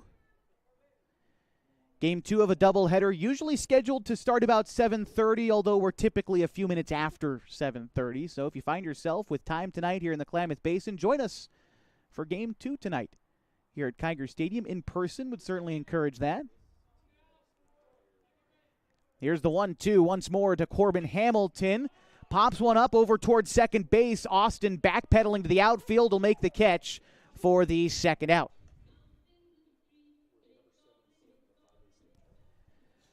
Carson Sims getting ready to hit now for the Falcons. Carson 1 for 2 today, struck out in the second inning, and he singled and would later score in the 5th on that Carson Pimley 3-run homer. That's been all the Falcons' offense so far in the game.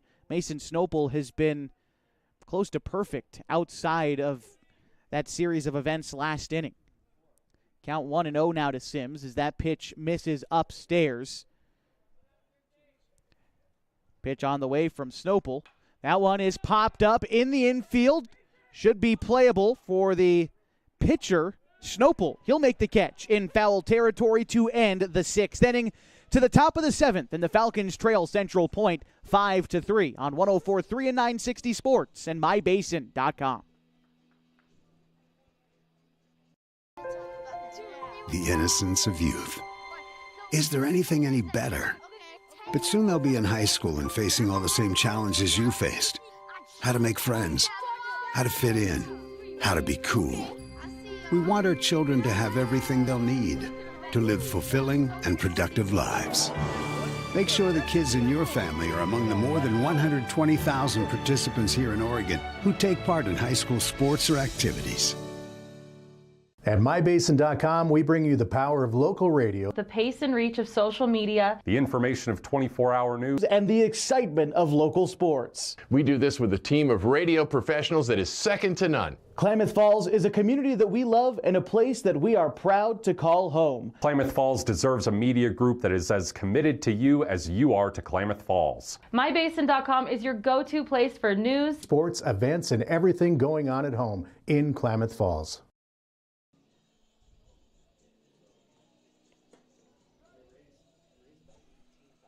Josh Eldridge back with you here on 104.3 and 960 Sports and MyBasin.com. Top of the 7th inning, the Klamath Falls Falcons trail the Central Point Comets 5-3.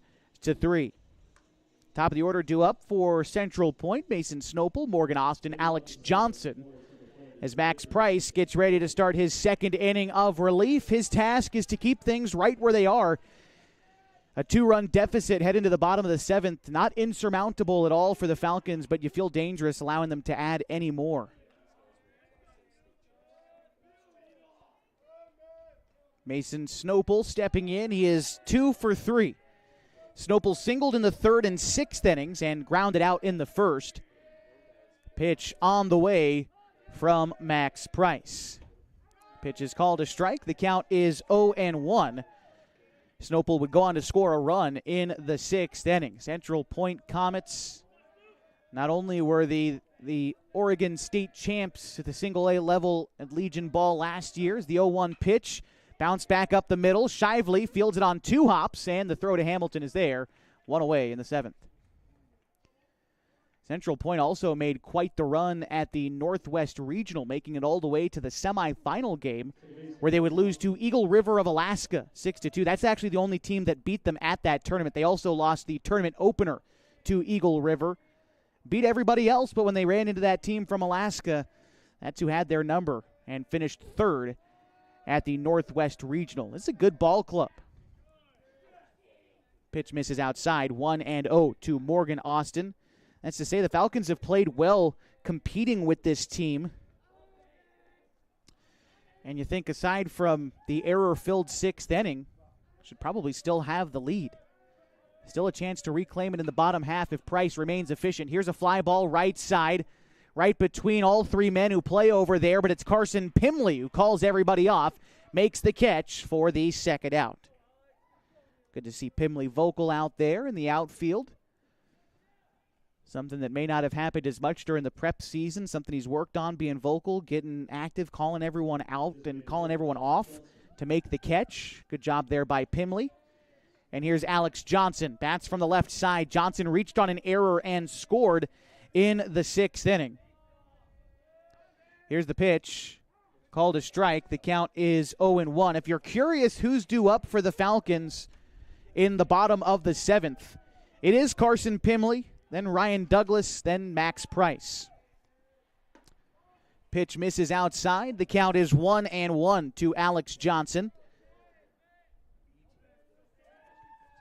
Johnson, class of 26 for Crater High School. Here's the 1-1. Finds the zone, 1-2. Price staying around the zone here in the 7th inning. Got 2 quick outs, looking for another against Johnson. Working out of the windup in a 1-2 count. Price steps, delivers, and gets a foul ball produced from Johnson. Count remains 1-2. Johnson has got huge arms. I got to check to see if this guy's a football player. He has got some jacked arms. Looks like he really provides some power from the left side. Here's the 1-2. Hits it the opposite way, and it's foul. Count remains 1-2 strikes. Like I said, these guys from Central Point have got a great roster. They're deep. Head coach Jay Campbell just coached his 20th season at Crater High School. Here's a roller down the first base line, foul. Coach Campbell took over in 2006, and so I suppose it was his actually 19th season coaching, with the COVID season being canceled, but 20 years with the program. Here's the 1-2. Misses upstairs and away. The count 2-2. Jay Campbell leading Crater to state championships in 2007 and 2018. Here's the 2-2 to Johnson. That one misses outside, and the count is full. 3-2. On deck is Zach Harrington if the inning continues for Central Point.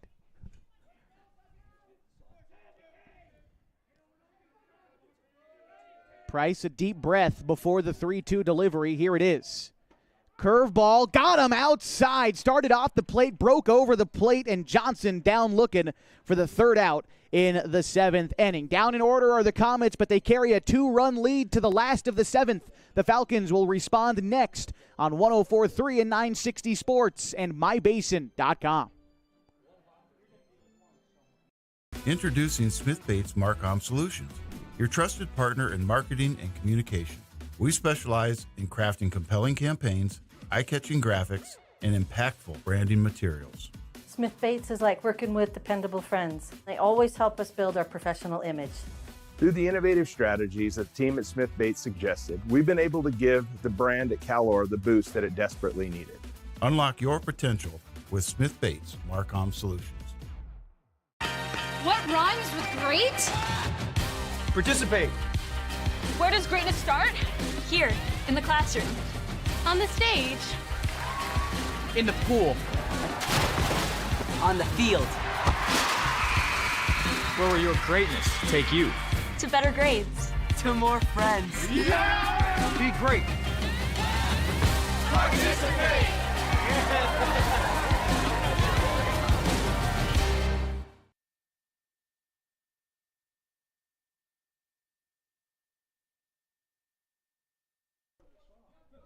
Bottom of the seventh inning, Falcons looking for some luck here in this half inning. It's a swing and a miss to Carson Pimley. He leads things off for Klamath Falls as they trail 5-3 in the last of the seventh. Pimley comes up empty on that one, 0-2. Last time up for Pimley was an exclamation mark. A 3-run home run has amounted to all the Falcons' offense today. Now he's tasked with starting the rally, but instead will go down on 3 straight heaters. First out in the seventh inning. Ryan Douglas to bat now for the Falcons.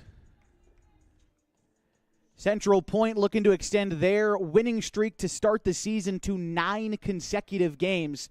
Falcons in danger of having their four-game modest winning streak snapped unless they can get a rally started here. But Douglas takes the first pitch he sees, down 0-1 in the count. Mason Snopel looking to go the distance for Central Point. Douglas hits one high in the air, shallow left field.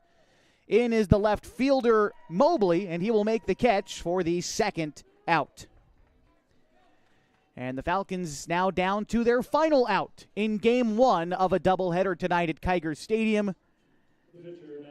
Max Price, third baseman turned pitcher in this contest.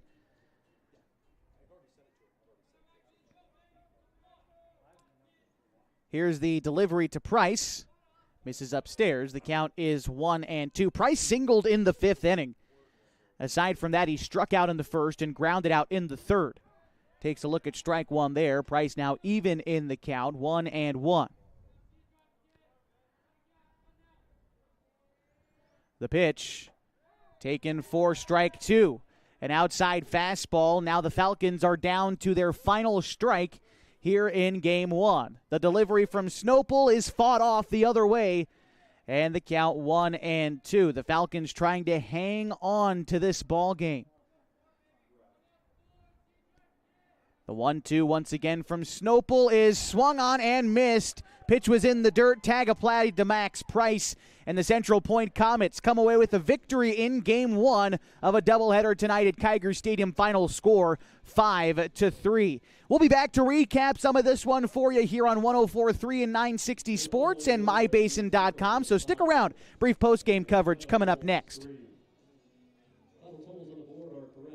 It starts to warm up outside, it's time to tackle your lawn. And Kyle's Lawn Care is who to contact. Kyle's been doing lawn care in Klamath Falls for over 9 years. He offers a variety of services designed to make your life easier. Kyle's Lawn Care offers weekly mowing jobs, which includes mowing, edging, and blowing off sidewalks, snow removal, big cleanup jobs, dump runs, and more. At Kyle's Lawn Care, they strive to give each job their all and go the extra mile to exceed their customers' expectations. To get an estimate, you can call or text 541-281-3623. Kyle's Lawn Care. At mybasin.com, we bring you the power of local radio, the pace and reach of social media, the information of 24-hour news, and the excitement of local sports. We do this with a team of radio professionals that is second to none. Klamath Falls is a community that we love and a place that we are proud to call home. Klamath Falls deserves a media group that is as committed to you as you are to Klamath Falls. mybasin.com is your go-to place for news, sports, events, and everything going on at home in Klamath Falls.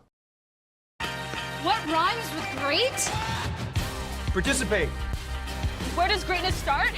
Here, in the classroom. On the stage. In the pool. On the field. Where will your greatness take you? To better grades. To more friends. Be great. Participate.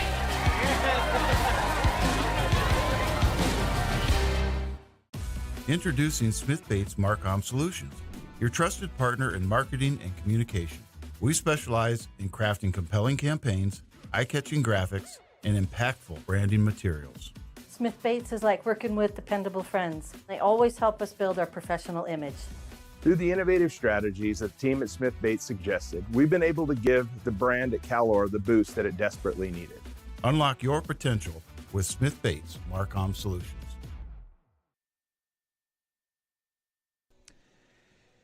Josh Eldridge here. Welcome back to Kiger Stadium. Game one of a doubleheader tonight is final, and the Central Point Comets defeat the Klamath Falls Falcons 5-3. For Central Point, 5 runs on 8 hits, no errors. They leave 4 runners on base. For Klamath Falls, 3 runs on 5 hits. They commit 6 errors, and they also leave 4 runners on base. The winning pitcher today is Mason Snopel, picking up his second win of the season.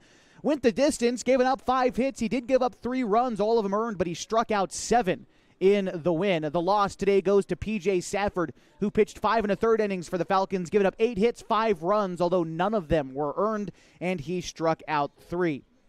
Couple of notables, and we'll start with the victors in this game. It was a 2-for-4 day for Mason Snopel. Saw the ball well. 1-for-4 for Johnson. He finished with 2 RBIs. 1-for-3 day for Andy Sweet, and he finished with an RBI as well. Notables for the Falcons include a 1-for-3 day for Carson Pimley, but a solo home run netted him 3 RBIs in what was the biggest hit of the day for the Falcons. Connor Shively also finished 2-for-3. And a couple of other singles mixed in there for guys like Carson Sims and Max Price. Your final line scores there in a 5-3 loss for the Klamath Falls Falcons. This loss drops them to 4-2 on the season, 2-1 in area play. For the Central Point Comets, they improved to 9-0 on the season, and they are now 5-0 in area play. But still one more game to go tonight from Kiger Stadium. The Nightcap underway in about 25 to 30 minutes. So if you're watching online on mybasin.com, stay at the link you're at right now, because we are going to be broadcasting right here in about 25 or 30 minutes. If you're listening on the radio on 104.3 and 960 Sports, we'll return you to normal Fox Sports radio programming for the next little while before we welcome you back into Kiger Stadium again in about 25 or so minutes. Once again, the final score here in Game 1, 5-3. The Comets defeat the Falcons. Game 2 to follow in just a bit. My name is Josh Eldridge, hoping to see you soon here at Kiger Stadium in Klamath Falls. We'll be back in just a bit.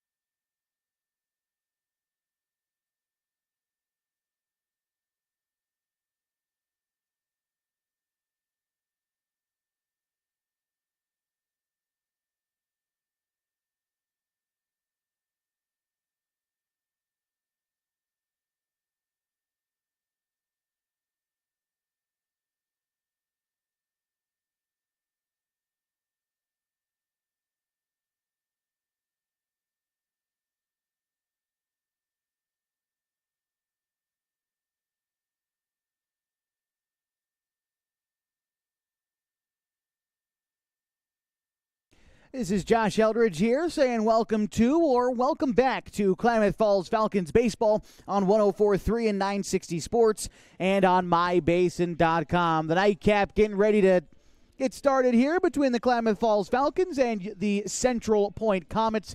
The Comets took game 1 5-3. The Falcons will look to respond and get back to winning ways just a few minutes ahead of first pitch. We're going to take one quick break on our pregame coverage, and when we come back, we'll introduce you to the starting lineups for both teams. Klamath Falls Falcons baseball continues next on 104.3 and 960 Sports with live free video on mybasin.com.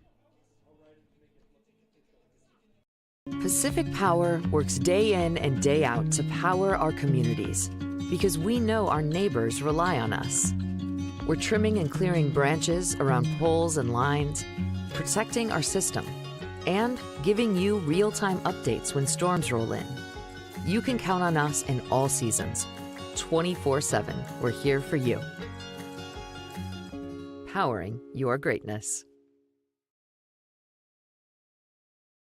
The cars we drive play an important part of our everyday. Whether we're going to work, dropping off the kids at school, or maybe even on that first date. Vehicles we drive play an important role in all of that. And that's why at Klamath Falls Subaru, we are so passionate about getting you the long-lasting vehicle that you will love. When you come to our store, you'll find that every department is dedicated to caring for our customers, which is why I can proudly send anyone here knowing that they will be treated like family. Stop by and say hi. When you come to Klamath Falls Subaru, you're coming home.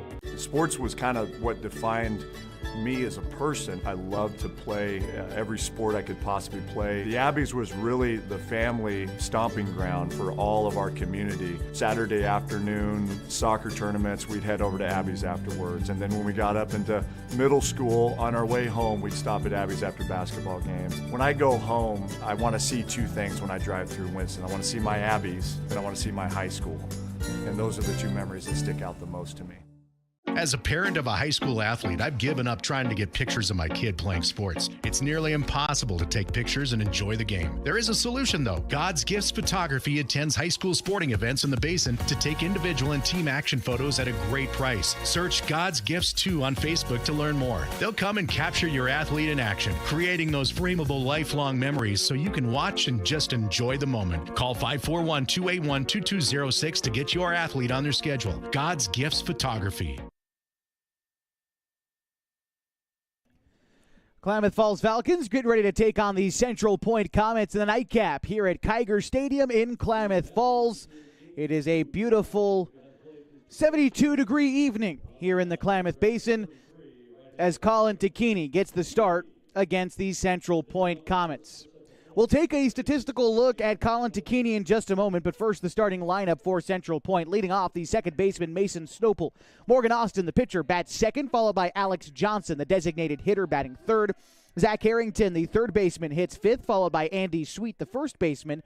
Caleb Cornett bats sixth, followed by Jaden Mobley batting seventh in left field. Oren Ging, the catcher, bats eighth, and Carson Nose, the center fielder, bats ninth. Colin Takini fires in ball one, 7-27. Getting started a little bit early for the Nightcap here at Kiger. Here's the 1-0 on the way from Takini. That one misses high, the count 2-0. Colin is 1-0 on the season. His one start, he went 4 innings, gave up 1 hit and 1 earned run. He struck out 7 in that contest, an ERA of 1.75 through his first start. Here a swinging foul ball and a strike. Mason Snopel, the count is 2-1. Snopel in the opener today, a game in which Central Point won 5-3. He was 2 for 4 with a couple of singles and a run scored in that contest. The pitch on the way from Takini, the 2-1 looked at for a strike. The count now 2-2. The right-hander from Lakeview throws efficient, throws hard. It's good movement as well.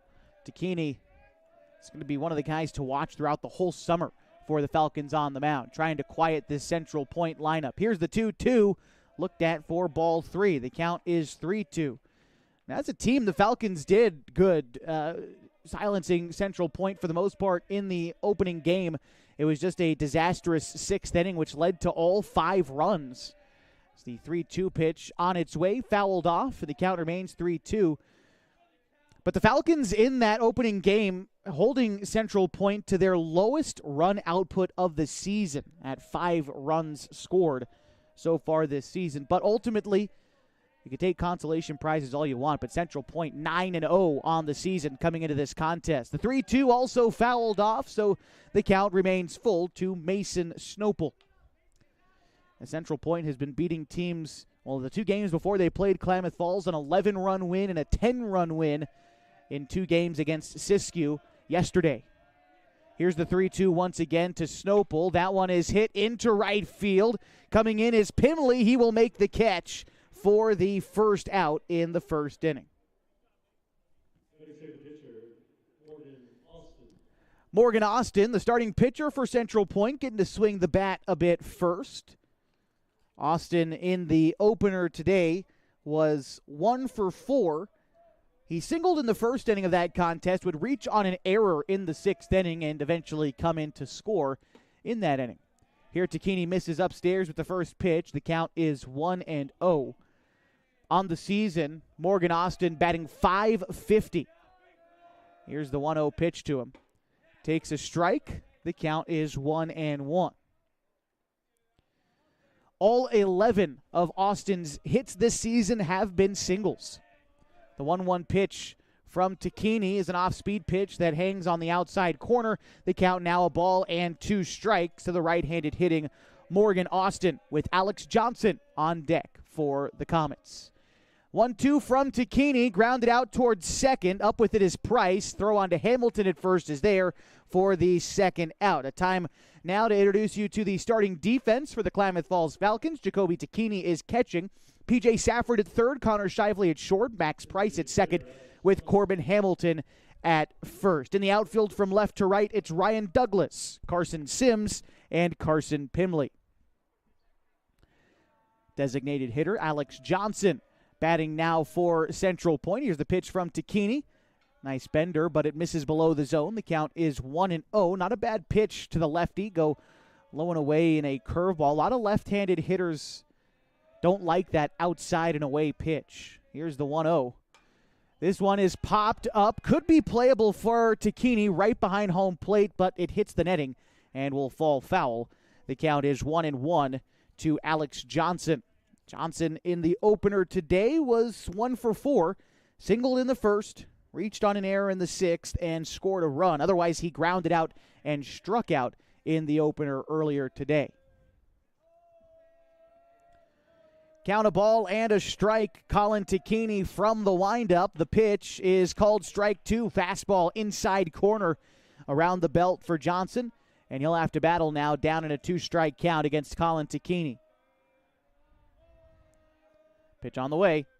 And a ground ball out towards second. Max Price comes up with it. He'll toss on to first in time. The Comets down in order in the first inning. We'll go to the bottom half next on 104.3 and 960 Sports and mybasin.com.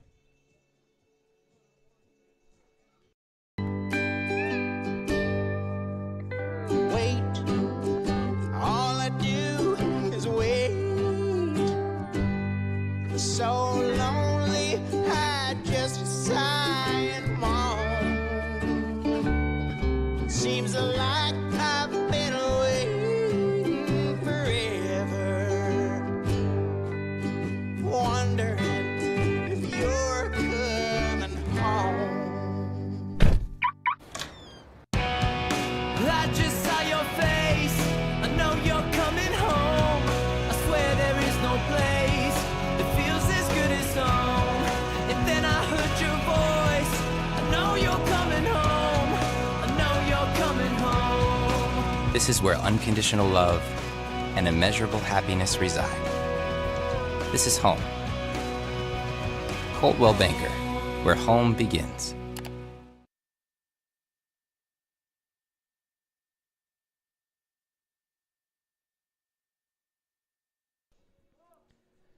It's the the bottom of the first inning, and the Klamath Falls Falcons still scoreless against the Central Point Comets.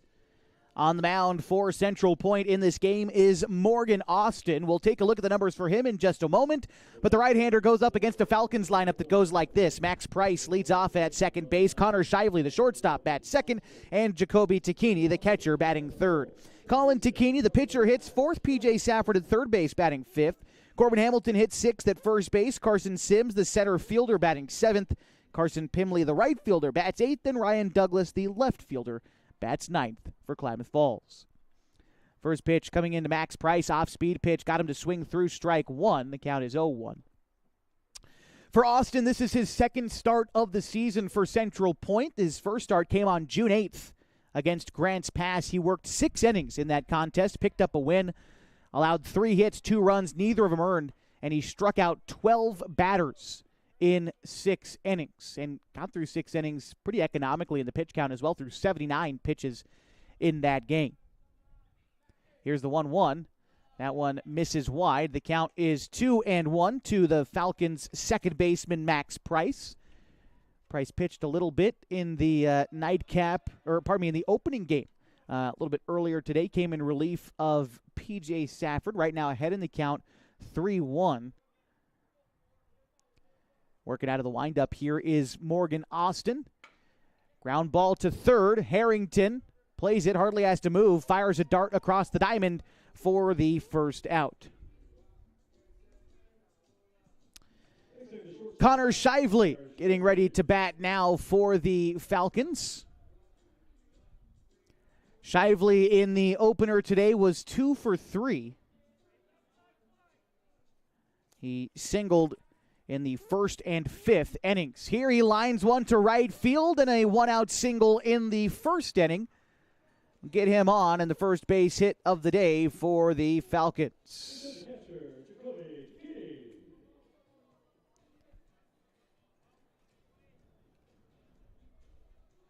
Jacoby Tacchini getting ready to bat now for Klamath Falls. Tacchini in the opener today was 0 for 2, walked once, along with a couple of groundouts. Here's the pitch. And that one is in the zone to Tacchini. The count now 0-1. By the way, that last hit for Shively extends his current hitting streak to 6 games. Takes a modest lead off of first. Tacchini awaits the 0-1 pitch. Hit the other way, down for a base hit into right field. Shively, a big turnaround second, going for third. The throw in from the outfield is over the head of the third baseman Harrington, allowing Tacchini to advance to second. And so that'll be an error. Error on the throw in the outfield. Have to be hung with an error on that one. Threw it in nicely, but it took such a big hop off the dirt over the head of Harrington at third, allowing Shively to get in safely.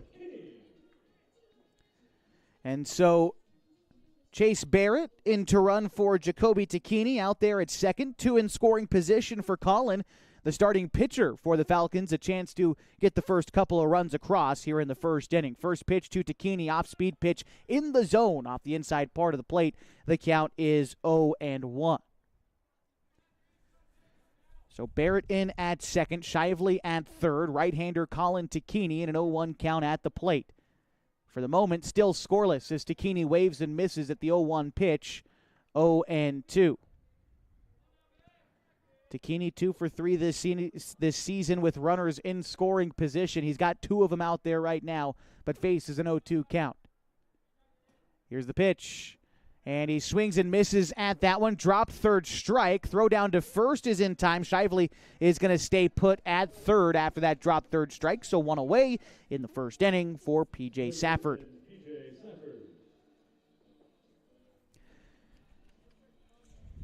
P.J. Safford unfortunately hung with the loss in the opening game on the mound after pitching 5 1/3 innings. None of the 5 runs that came across against him were earned, and got his first loss of the season for it. Hoping to have something positive to talk about on the way home tonight with a couple of RBIs out there waiting for him, but here he takes strike 1. Safford at the plate in the opening game was 0 for 2, but he was hit by a pitch in the 5th inning. Right now the count 0-1 to PJ. Hits one the opposite way, foul, and the count to him now 0-2. Morgan Austin trying to find a way out of this inning, keep things scoreless. We had to wait until the 5th inning to get our first runs of the ball game earlier today in the opener. Pitchers duel all the way through. Right now, Austin trying to keep it the same way. The 0-2 fisted into the air towards shortstop. Cornett makes the catch, and that will end the inning. Couple of base hits in the frame for the Falcons, but they leave them both stranded, and we will go to the second inning, still scoreless. 104.3, 960 Sports, mybasin.com. Threads. There are many threads that run through our region. There are churches and schools and little league teams that bring us together and bind us into communities. There are roads and cars. There are houses and jobs and businesses, all woven together to make the fabric of our communities. There are financial threads that are part of that tapestry as well. For over 80 years, it's been our pleasure to be headquartered here, providing financial services to generations of our friends and neighbors.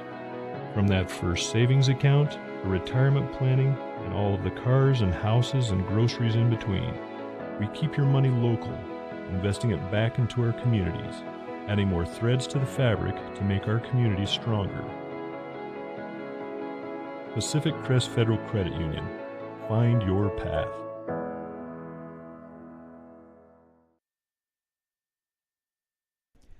Getting set for the top of the second inning, live from historic Kiger Stadium in Klamath Falls. Wind blowing out to the east, straightaway center field. Scoreless ball game, top of the second inning. Zach Harrington, Andy Sweet, Caleb Cornett due up for Central Point.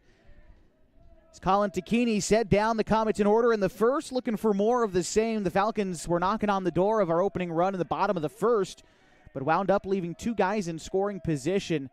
Tacchini now, it's up to him to try to pick up the offense and not let things spiral. Here's the first pitch to Harrington. Taken for a strike on the outer third. The count is 0-1. Klamath Falls Falcons baseball camp starts tomorrow here at Kiger Stadium. It's a curveball in the zone for strike two. Nice find there by Tacchini. Reminding you again, I've said it multiple times on the broadcast, but it is tomorrow.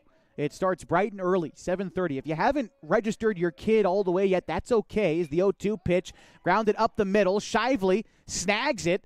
Throw to first in time. A nice play by Shively at first, making it look easy on a hard-hit ground ball for the first out in the second inning. We have a registration form for the Falcons baseball camp on our website, on mybasin.com. If you want to take a look at that, as Andy Sweet gets ready to step in now for the Comets. Sweet with an RBI single in the sixth inning of the game earlier today, but struck out and grounded out in his other two at-bats. Here's a high fly ball right center field. That is over the head of the right fielder Pimley, and will get down for extra bases. Rolling into second is Andy Sweet. Found the gap perfectly in right center for a one-out double.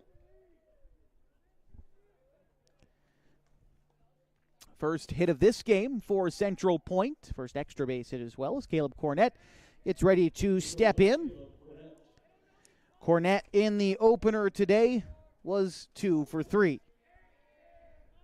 Bats from the left side and an early RBI opportunity for his Comets.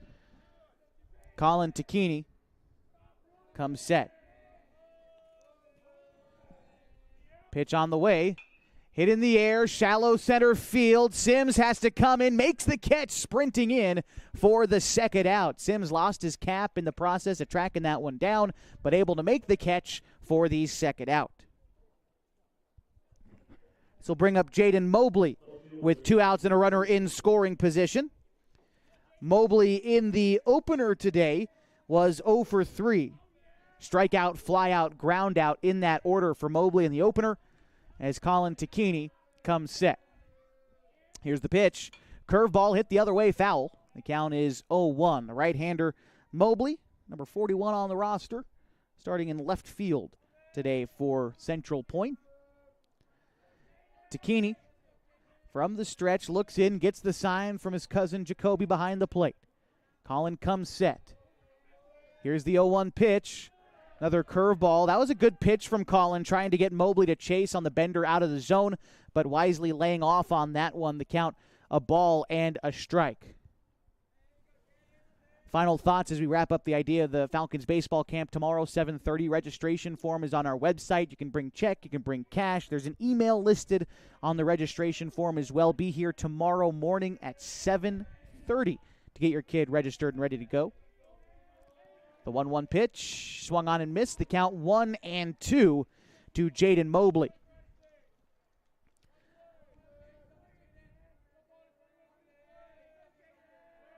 Takini takes a deep breath, looks the runner over at second before coming set, and timeout is called at the plate as Mobley steps out. On deck, if the inning continues, is Oren Ging for Central Point. And the 1-2 now on its way from Takini. Outside fastball and almost got Mobley, but just missed outside. The count now 2-2. Central Point dugout's been vocal today. They know that every run against a quality opponent like the Falcons is important. I think favor could be returned to them. Here's the 2-2, swung on and fouled off. Nearly blew the fastball by Mobley, but just got a piece of it. And the count remains 2 balls, 2 strikes, 2 outs, top of the second inning with a runner on second base in a scoreless ball game. The Nightcap, Falcons lost the opener by 2 runs. Central Point flirting with getting their first run of the ball game here in the second inning. Takini, see if he has something to say about it. The 2-2 is going to miss outside, and the count is full.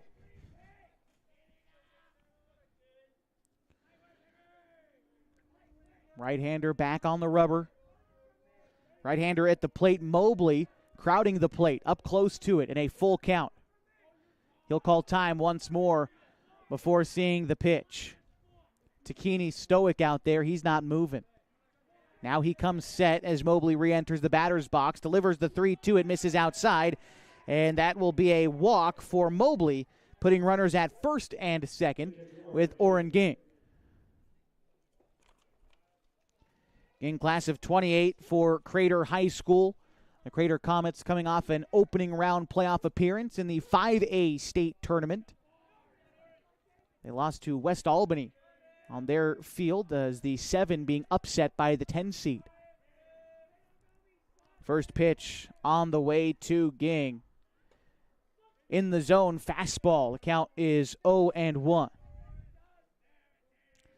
Take a look at the season so far for Ging. Only saw him as a courtesy runner in the opener. But offensively this year for Ging, he is batting .286. Here's the 0-1, fouled off. The count now 0-2. Smaller sample size than the rest of his Comet teammates. This is only his 12th at-bat of the season, compared to some guys who are up over 25 and 30. Takini comes set with the 0-2 pitch and delivers. Looked at for ball 1. That pitch missed well high. Count 1-2. After Ging in the order, it's Carson Nose, the number 9 hitter in the order for Central Point. Colin Takini again looks the runner at second. Hardly a lead to speak of for Sweet out there in scoring position. The 1-2 rung him up. Finding the outside part of the zone sends Ging down looking. The Comets leave 2 stranded. 1 base hit in the inning, still looking for their first run. We'll go to the bottom of the second and see if the Falcons can find their first run next on 104.3 and 960 Sports and mybasin.com.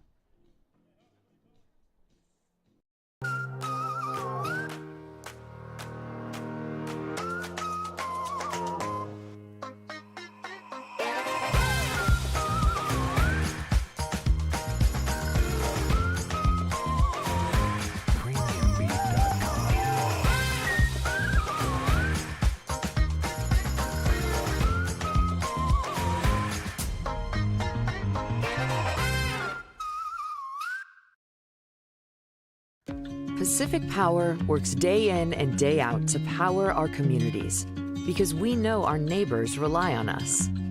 We're trimming and clearing branches around poles and lines, protecting our system, and giving you real-time updates when storms roll in. You can count on us in all seasons, 24/7. We're here for you. Powering your greatness.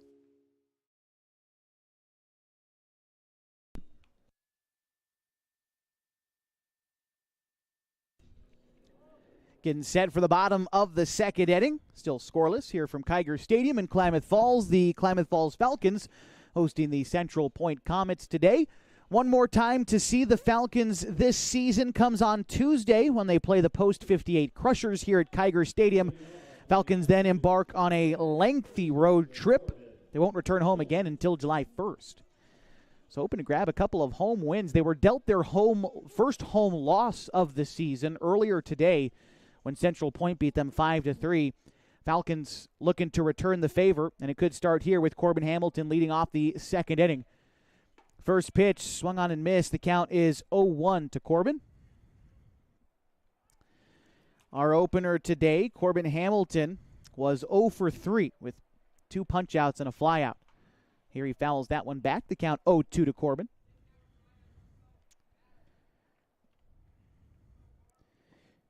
Hamilton on the season coming into the game today hitting .333. As a team, the Falcons came in hitting .399 as a group. And Hamilton goes down looking for the first out in the second inning. While the Falcons hit .399 as a team, the Central Point Comets hit .488 as a team, nearly a full 100 points better than the Falcons. Yet it was all unearned runs for Central Point in the opener. All things considered, the Falcons played this team who has dominated opponents very well.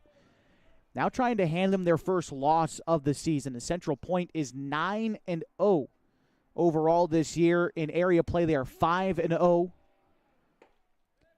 And Sims takes a look at strike one.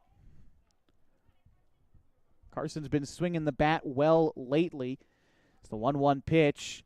Hits this one into the air towards shallow right field. Villarreal calls everybody off. He'll make the catch for the second out.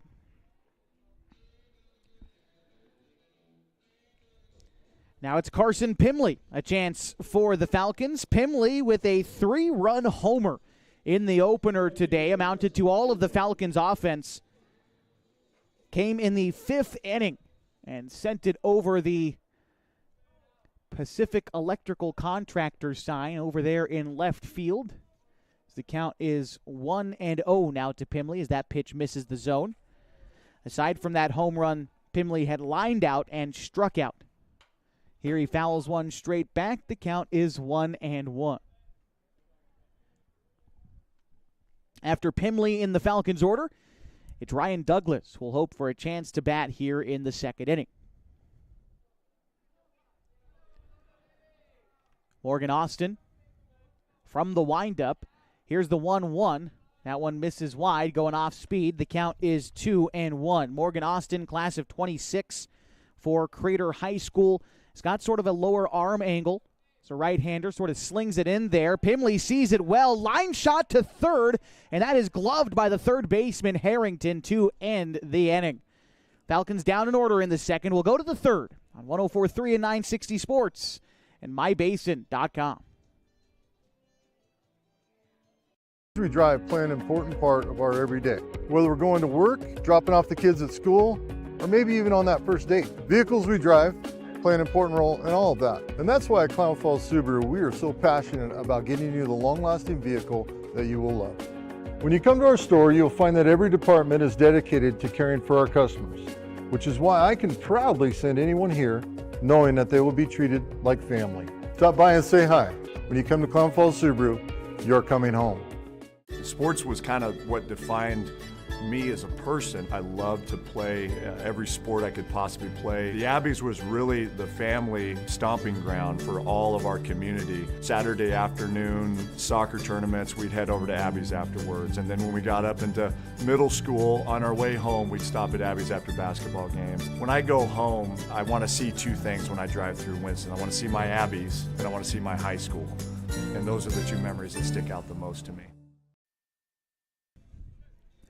And we're ready for the top of the third inning, still without a run scored. Klamath Falls Falcons knotted up with the Central Point Comets in our nightcap here from Kiger Stadium It'll be Carson Nosek, Mason Snopel, and Morgan Austin do up this half for Central Point. That's 9-1-2 against Colin Tacchini for the Falcons. Central Point came close to scoring their first run earlier today in the second inning when they got a couple of guys into scoring position, but were unable to convert, so to speak. So that pitch is called a strike. The count is even. I mean, they had one guy in scoring position earlier. It was Andy Sweet, who had reached second after a double in that last inning. But again, Central Point stranded both of them. Here's the 1-1, a check swing. Did he go? Yes, he did. And the count is strike. Well, that was strike two, and the count is 1-2. Nosek bats .450 for Central Point. Exited the game earlier today a bit prematurely. Trying to make his statement here in Klamath Falls as the 1-2 is taken outside 2-2. This young man just wrapped up his 8th grade campaign, likely with a Little League team of some variety in Central Point. Maybe an 8th grade middle school team for the Comets. The 2-2 is hit foul. Count remains 2-2. Find it interesting. This might be his very first time playing here at historic Kiger Stadium. A new generation of players, just like the past nearly 80 years here at Kiger Stadium. 2-2, fisted back up the middle, and Price moves over, makes the play, and that's the first out in the third inning.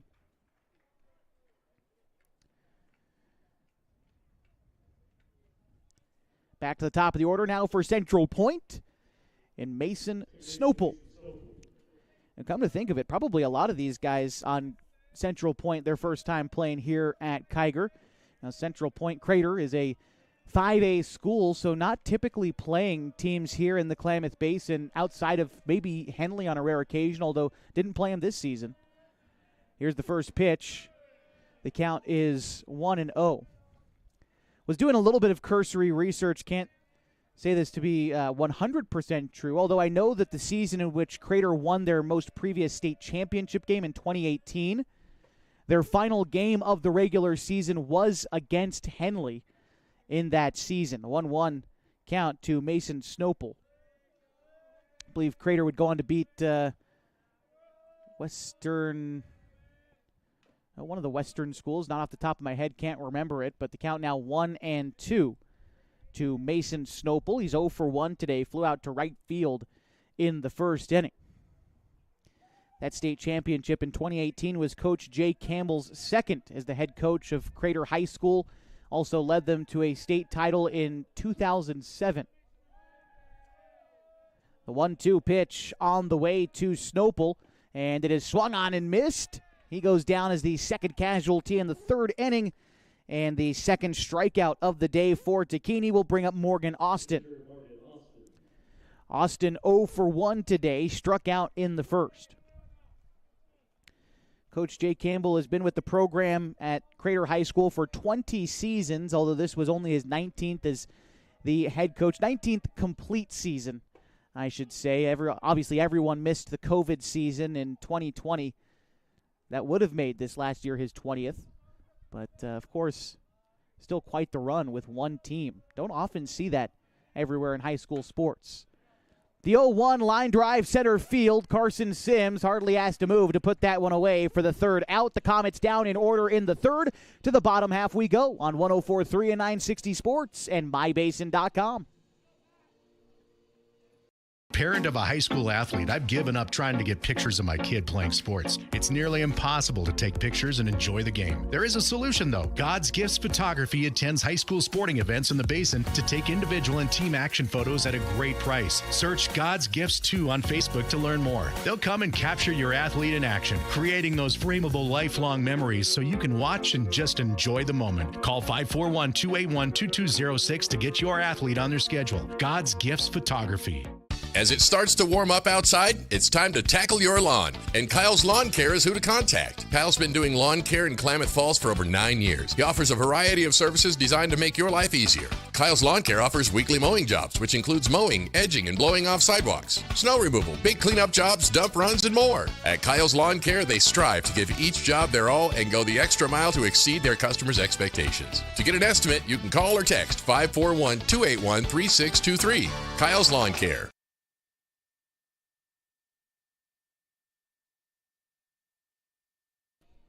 Bottom of the third inning, still scoreless between the Klamath Falls Falcons and the Central Point Comets. An area doubleheader in the Nightcap. We saw Central Point take the opener 5-3. And again, still scoreless, bottom of the third inning in our Nightcap. Douglas, Price, and Shively do up this half inning for the Falcons. That's 9-1-2 in their order against Morgan Austin, who's been dealing the ball well through the first couple of innings. Got into a little bit of trouble in the first, but retired the side in order in the second. Here's the first pitch to Ryan Douglas. Line drive up the middle, base hit. Hit that ball squarely and sent it right back where it came from. Douglas on board with a single. That's the Falcons' third hit of the day, and it puts him on base for the top of the order. Price is 0 for 1 in this contest, grounded out to third in the first inning. Earlier today was 1 for 4 with a fifth inning single. Trying to add one here, move Douglas into scoring position. We'll see if they try to lay down a bunt or get creative. And stepping off before the pitch is Austin. Harrington, the third baseman, playing in, protecting for the bunt. You imagine Sweet is holding the runner, but he'll likely protect as well. First pitch, Price is not showing bunt, but he does take strike one on the inside corner, and he falls behind in the count. Middle infield for Central Point, playing for a double play with Cornett at short and Snopel at second, both shading towards the middle of the infield. The 0-1, we'll have to wait for it. Move over to first. Douglas dives back safely. Had quite the lead over there at first, but was able to get in under the tag. About a 4-step lead off of first. They'll throw over to him again. This time they got him. And Douglas is out at first for the first out in the third inning. And, well, a little bit of confusion. I think Douglas thought he was safe, but here he goes back to the dugout. He is out after being picked off. One away in the third, and an 0-1 count to Max Price. Pitch to Price. Taken for a strike on the outside corner. The count is 0-2 to the Falcons' second baseman. Right-hander Austin gets the sign in from the catcher Ging. Agrees on the 0-2 pitch. Here it comes. That one is popped up out of play and fouled. The count remains 0-2. Talking about the Falcons' schedule moving forward. Again, a home date coming up on Tuesday, the last time to see the Falcons before July 1st. They'll be going to Grants Pass on Wednesday for an area doubleheader starting at 5.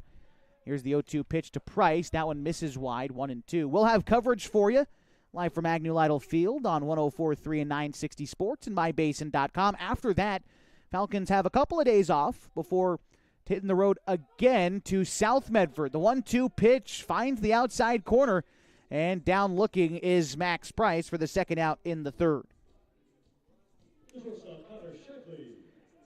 After the game against South Medford on the 21st, the Falcons will again go on the road to play the Roseburg Dr. Randall's Crowns. That'll be on June 22nd, a doubleheader that starts at 5 o'clock there. Here's the first pitch to Connor Shively, takes it outside, 1-0. Then the Falcons embark on a week-long trip to Alaska, where they'll play a doubleheader on June 24th in Wasilla, Alaska, against Palmer and the host, Wasilla. 1-0 pitch to Shively, fouled off. The count is 1-1. After the tournament in Wasilla concludes on the 25th, they'll head to Anchorage to take place in the Mid-Season Classic there, the longest-running Legion tournament in the state of Alaska, celebrating their 30th edition of the tournament this year. Here's a fly ball center field. Nosey hardly has to move, puts that one away, and that's the third out. Well, the Falcons get a base hit, but after being picked off at first, they go down in order. And we are still scoreless going to the fourth on 104.3 and 960 Sports and mybasin.com. The innocence of youth. Is there anything any better? But soon they'll be in high school and facing all the same challenges you faced. How to make friends, how to fit in, how to be cool. We want our children to have everything they'll need to live fulfilling and productive lives. Make sure the kids in your family are among the more than 120,000 participants here in Oregon who take part in high school sports or activities.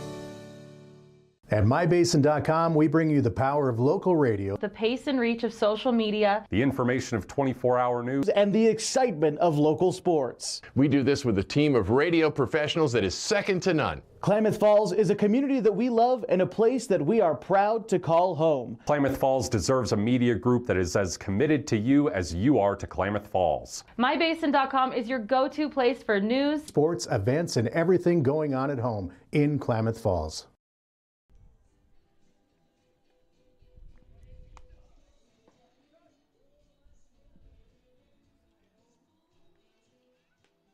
Josh Eldridge back with you from Kiger Stadium on 104.3 and 960 Sports, mybasin.com, top of the fourth inning.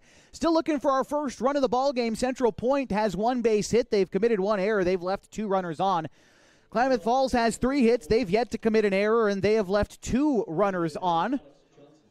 Colin Takini ready for the fourth inning of his start today. And you'll go against Alex Johnson and then Zach Harrington and Andy Sweet. That's 3, 4, and 5 in the Comets order. Here's the first pitch on the way from Takini. Goes off speed, finds the heart of the plate for strike one. Johnson is 0 for 1 today. He grounded out in the first inning. Pitch on the way, and that is swung on and missed. The count 0-2. Just as I was talking about Klamath Falls going to Alaska, Central Point will also be going to Alaska, although they'll be going to different tournaments. It's the 0-2 pitch on the way to Johnson. Is hit the opposite way. Could be trouble in shallow left field. Douglas gives chase, lays out for it, but it gets behind him. Now digging for 2 is Johnson. The throw is in time. He's under the tag. Oh, that is brutal at second base. The throw is in time, but Price apparently not applying the tag in time. Maybe trying to get his 2 cents in on the call there. That was very close. But a leadoff double for Alex Johnson in the fourth inning.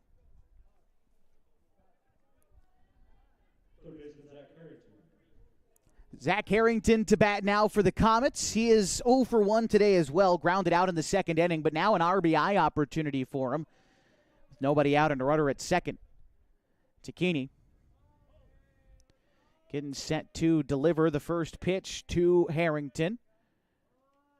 Shows bunt, and the first pitch is called a ball, 1-0. To continue my thought about what's coming up for Central Point, like I said, the Falcons have their 2 tournaments in Alaska lined up for Wasilla and then Anchorage.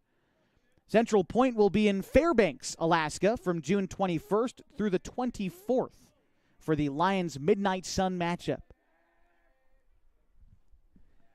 The 1-0 to Harrington. Takini takes his time. Harrington showing bunt.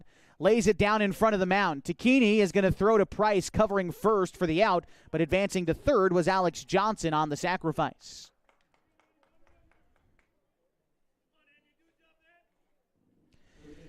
And now Andy Sweet to bat now for the Comets with a runner on third and 1 away. Sweet is 1 for 1 in this ball game. He doubled back in the second inning.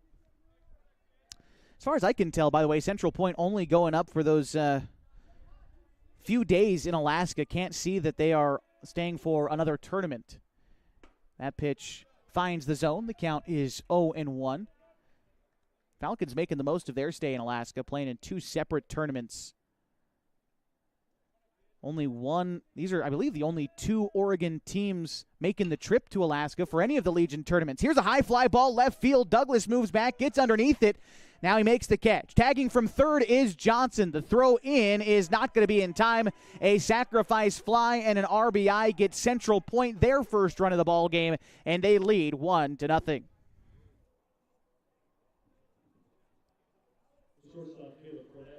Andy Sweet doing his job just like they tell you to, getting that sacrifice there. And for Sweet, that is going to be RBI number 22 for him on the short season. Just playing their 10th game, and he's already got 22 RBIs. Holy smokes. Count right now 1-0 to Caleb Cornett, the left-handed batter for Central Point. He will take strike one there. A good firm fastball from Tacchini evens the count, a ball and a strike. If there's any silver lining, I suppose the bases are now empty for Tacchini, and he can attack Cornett fully. The 1-1 pitch is hit the opposite way foul. The count now a ball and 2 strikes with Jaden Mobley on deck if he gets a chance this half inning. Tacchini from the windup. Readies for the 1-2 pitch. Tacchini steps and delivers. That one is in the dirt, and the count moves now to 2 balls and 2 strikes. Cornett this season batting .312 for Central Point. Has 2 extra base hits this year, 1 triple and 1 double. Here's the 2-2. That one is hit straight back, and count remains 2-2.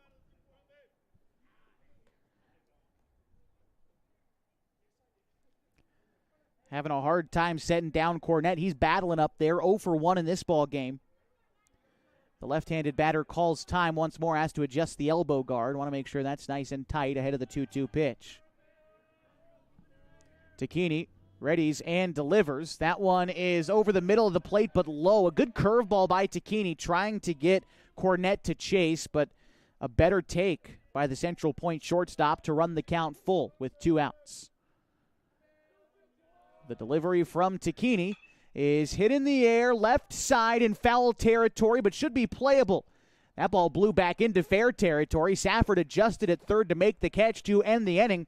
1 base hit and 1 run scored for Central Point in their 4th inning. They lead 1-0 going to the bottom half next on 104.3 and 960 Sports and mybasin.com. Introducing Smith Bates Marcom Solutions, your trusted partner in marketing and communication. We specialize in crafting compelling campaigns, eye-catching graphics, and impactful branding materials. Smith Bates is like working with dependable friends. They always help us build our professional image. Through the innovative strategies that the team at Smith Bates suggested, we've been able to give the brand at Calor the boost that it desperately needed. Unlock your potential with Smith Bates Marcom Solutions. What rhymes with great? Participate. Where does greatness start? Here, in the classroom. On the stage. In the pool. On the field. Where will your greatness take you? To better grades. To more friends. Yeah! Be great. Participate.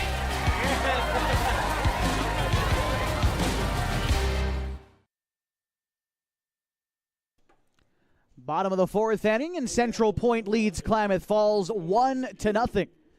104.3 and 960 Sports, your home for Falcons baseball all season long. All those games I was rattling off earlier, by the way, the trips to Grants Pass, South Medford, Roseburg, Alaska, all those places, we will have your coverage right here on mybasin.com.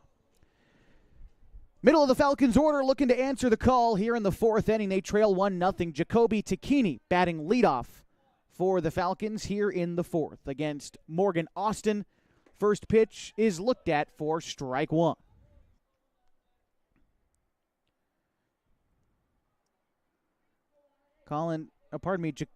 Jacoby Tacchini, the right-handed batter, settles in, chokes up a little bit on the bat, swings and pops one up in foul territory. That is unplayable for the catcher. I believe it caught some of the net on the way down. And the count is now 0-2.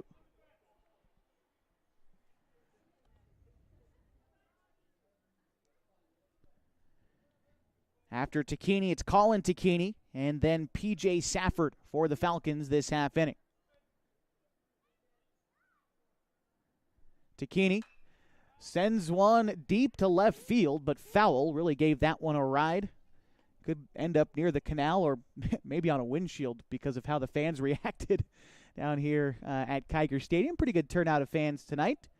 Really want to start packing the house, though, as we move on throughout the season here at Kiger Stadium. Here's the 0-2 one more time to Takini. Pops one the opposite way, shallow right field, but that'll get down into foul territory, and the count remains 0-2.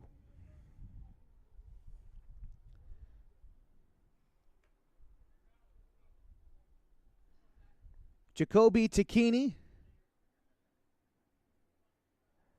settles back in, has to put up a battle here in an 0-2 count. Austin working from the windup still and delivers the 0-2 pitch. Misses upstairs, the count 1-2. Any way you can get on base at this point for the Falcons, you'll take it. Down a run halfway through the ball game. The 1-2. Takini wraps one again, foul down the line in left.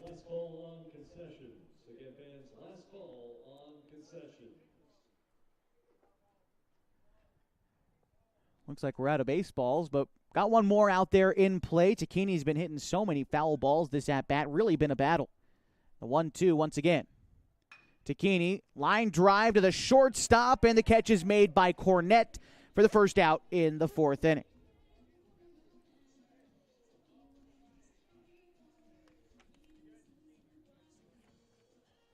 Brings up Colin Takini with one out in the fourth. Takini struck out in the first inning. Been talking about this Central Point team, what a quality team that they've been for the last couple of seasons. Last year, though, of course, Oregon State champions at the single-A Legion level. Colin Takini, line drive, second base, over the head of Snopel and into right. And a single with one out in the inning for Colin Takini gets the tying run on base in the fourth inning. And P.J. Safford bats now for the Falcons. Safford 0 for 1 in this contest. He flew out in the first. By the way, courtesy runner in for Colin Takini as the pitcher. It's Ryan Glidden on the base paths over there at first. P.J. Safford still to bat. Talking about this Central Point team, though, and their path to an Oregon State championship a year ago. They defeated Summit and Tigard in the first two rounds before being handed their first loss to Redmond, who were the defending state champs coming into the game. Ryan Glidden on the move on the first pitch, slides in safely, swiping second, and into scoring position now for P.J. Safford. The pitch home was called a strike, so P.J. behind in the count. But now with one away, the Falcons have a runner in scoring position.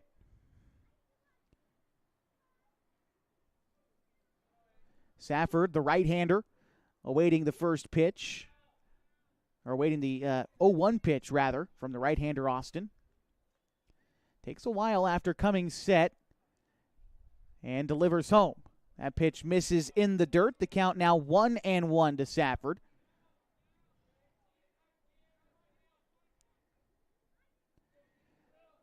Safford, with runners on this year, batting .600 for the Falcons. From Klamath Union High School, tall in the right-handed batter's box, Safford bats .429 overall on the season for Klamath Falls. Austin takes pause before delivering home. That pitch misses inside to Safford, 2-1.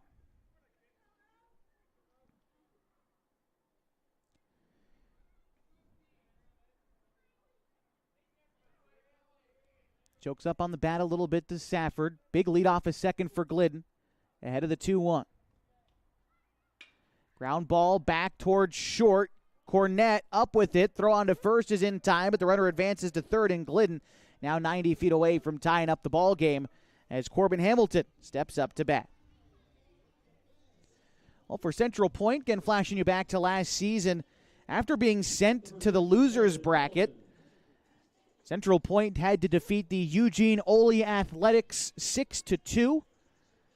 They defeated Tigard in the semifinal 2-1. And in the championship game would get revenge against the Redmond Builders 11-2 the final. And the Central Point Comets, your 2024 and now defending Oregon State champions. First pitch to Corbin Hamilton, swung on and missed. The count is 0-1. Runner at third is Ryan Glidden. He represents the tying run as Hamilton takes strike 2 on the outside. Hamilton again 0 for 1, already struck out once today. Austin looking to set him down and keep that tying run there at third. The 0-2 looked at for ball 1. That one over the plate but missed high. Count 1-2 to Corbin with Carson Sims waiting on deck for the Falcons. Austin working out of the windup now with a runner at third. The pitch home almost hit Hamilton in on the hands. The count now 2-2. This season for Corbin, hitting 333 on the season for Corb. 2-2 pitch on its way. Hamilton waves and misses at strike 3, and that will get the Comets out of the inning. They leave the tying run at third base. As we go to the 5th, the Falcons trail 1-0 on 104.3 and 960 Sports and mybasin.com.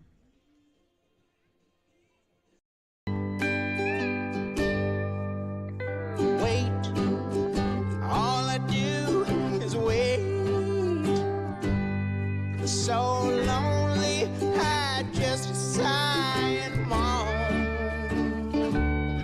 Seems like I've been waiting forever, wondering if you're coming home. I just saw your face, I know you're coming home. I swear there is no place that feels as good as home. And then I heard your voice, I know you're coming home. I know you're coming home. This is where unconditional love and immeasurable happiness reside. This is home. Coldwell Banker, where home begins.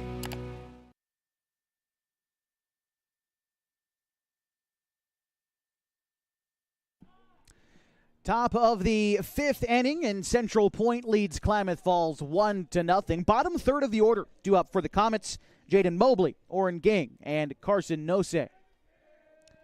Colin Takini still on the mound for the Falcons. He's been throwing well in this game, just the 1 run allowed, and it came in the 4th inning. Here's a high bouncer to third. Safford charging, makes a strong throw, and it's in time for the first out.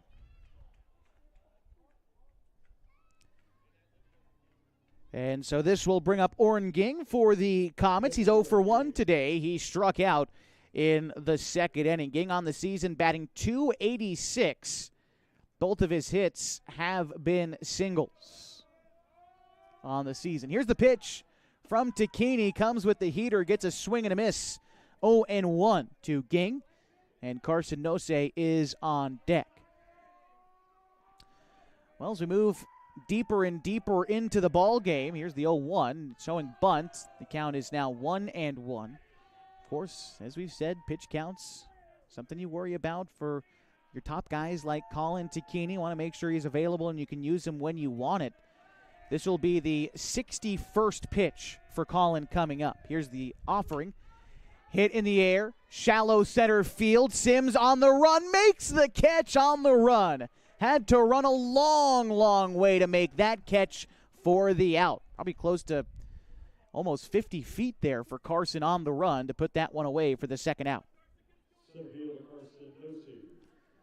Carson Nosey batting now for the Comets. He's 0 for 1. Grounded out in the 3rd. Pitch on the way. Swung on and missed. Count 0-1. That was pitch 63 for Colin. Pitched 4 2/3, 2 hits, 1 run. It's earned. He struck out 2. He's just been efficient today. That pitch is a check swing. The count is 1-1. Now the question is do you let him get to 65, or is this going to be the last pitch we see of Colin?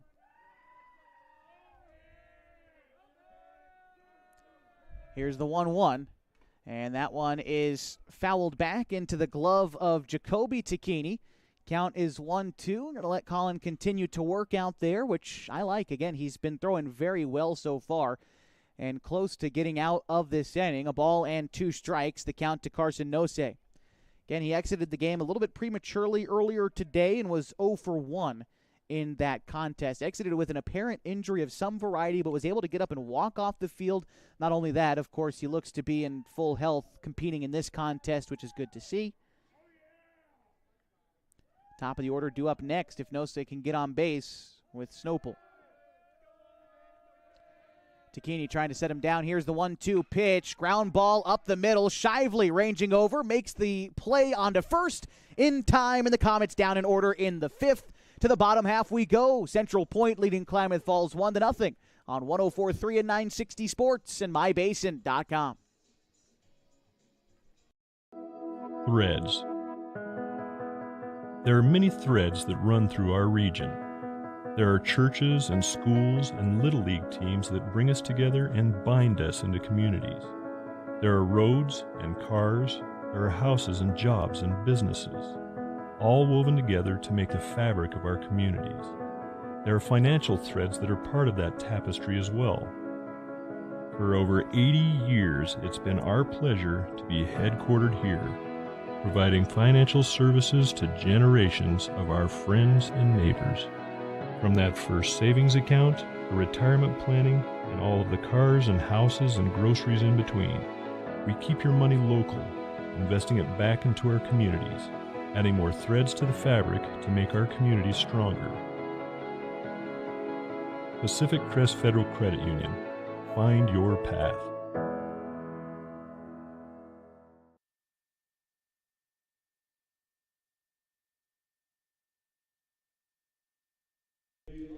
It's the bottom of the 5th inning and the bottom of the Falcons' order. Due up to try to get a run or two across the board. Right now they trail a run to Central Point. The Comets leading 1-0. Carson Sims, Carson Pimley, Ryan Douglas, the three due up this inning. Again, that's 7-8-9 for the Falcons. Bottom of the order, though, has been productive, not only today in the opener, which they were, but throughout the season as well. Sims has been hitting the ball well to start the season. Coming into the day, batting .500. Takes a curveball that misses below the knees. The count is now even, a ball and a strike to Sims. In the opener, Sims was 1 for 3. He struck out, singled, and flew out in that contest. Here he sends a hard ground ball into left field, and a leadoff single for Sims has the Falcons in business in the bottom of the 5th inning. Carson Pimley stepping in now for the Falcons. Flash you back to the 5th inning of our opener today when Carson Pimley jacked a 3-run home run to left field to give the Falcons a 3-run lead at the time.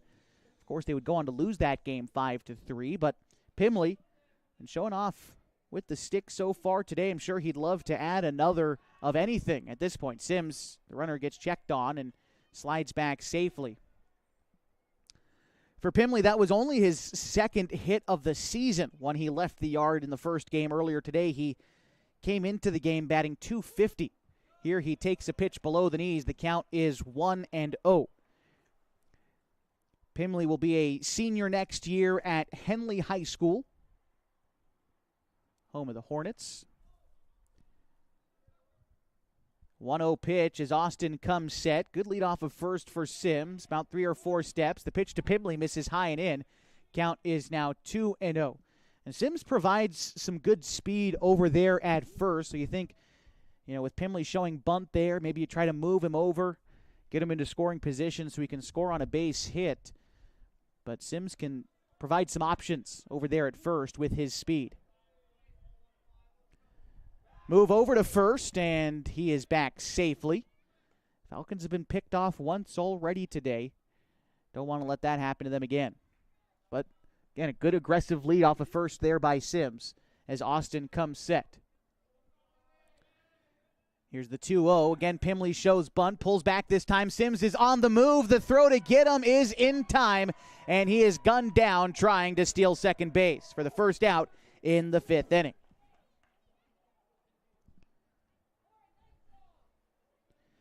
Good throw by the catcher, Ging, to get Sims. Didn't leave much room for error. Ging threw a bullet to cut down Sims, trying to steal second. Pimley's count is 2 balls and a strike. Now he'll be instructed to swing away, and he does so, sending a ground ball to third. Harrington, strong throw to first, skips to Sweet, and he can't make the play. And safe at first is Pimley. That'll bring up Ryan Douglas. Mark that an error for Central Point. And Douglas to hit now for the Falcons. 1 for 1 today is Ryan Douglas, singled in the third inning.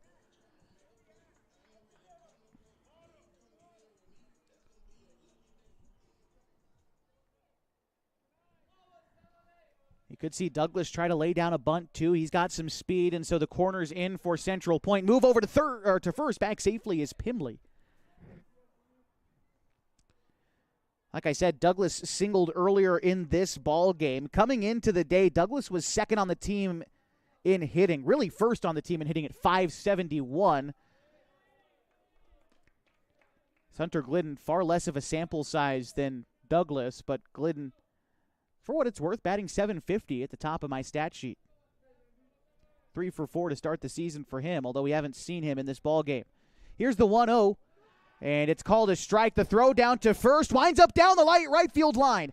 Carson Pimley is going to get to second. They're going to keep him there. And so when all is said and done, ultimately the Falcons do get a runner in scoring position with 1 out. Maybe didn't draw it up exactly this way, but this is what the Falcons were trying to accomplish by potentially having Pimley lay down a bunt and have Sims try to steal. Again, it didn't work out how they had planned, but they still get to the finish line, at least.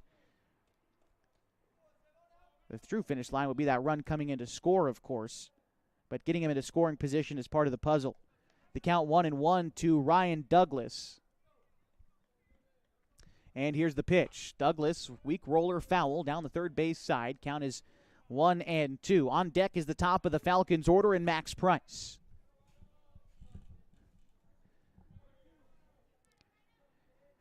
Douglas keeps his hands back. No batting gloves, but he's got his fingers taped.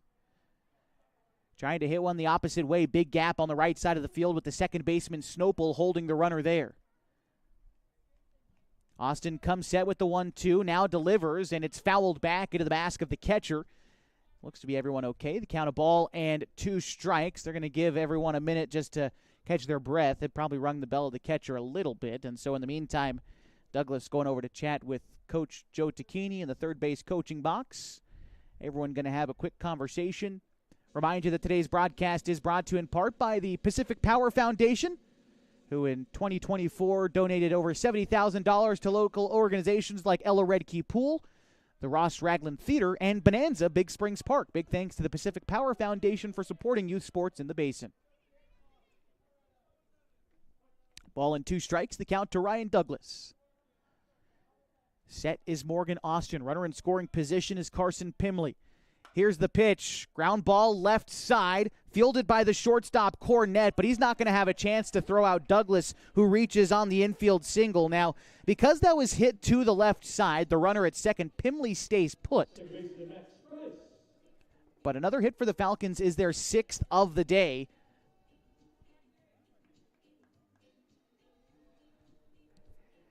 Two on for the top of the Falcons order. Here's Max Price. Now, Max is 0 for 2 in this game. He grounded out in the first, struck out in the third, and before we get to see his at-bat, we're going to have a meeting on the mound. We'll see if the Comets decide to make a change with 1 out in the 5th. They lead 1-0, and the infield comes in. Gives us an opportunity to highlight some more of our sponsors here on MyBasin.com. Sponsors like Pacific Crest Federal Credit Union, who know that picking the right path can make the journey easier, the distance shorter, and can ensure that you end up at the right place. Whether you're dreaming of owning a home or you just want a great checking account, Pacific Crest Federal Credit Union can help you reach your goals. Also want to give a shout out to Gino's Cafe down on East Main Street, who are open every morning at 6:30, serving their famous breakfast burritos. My burrito of choice is the chicken fried steak burrito. I love a good chicken fried steak.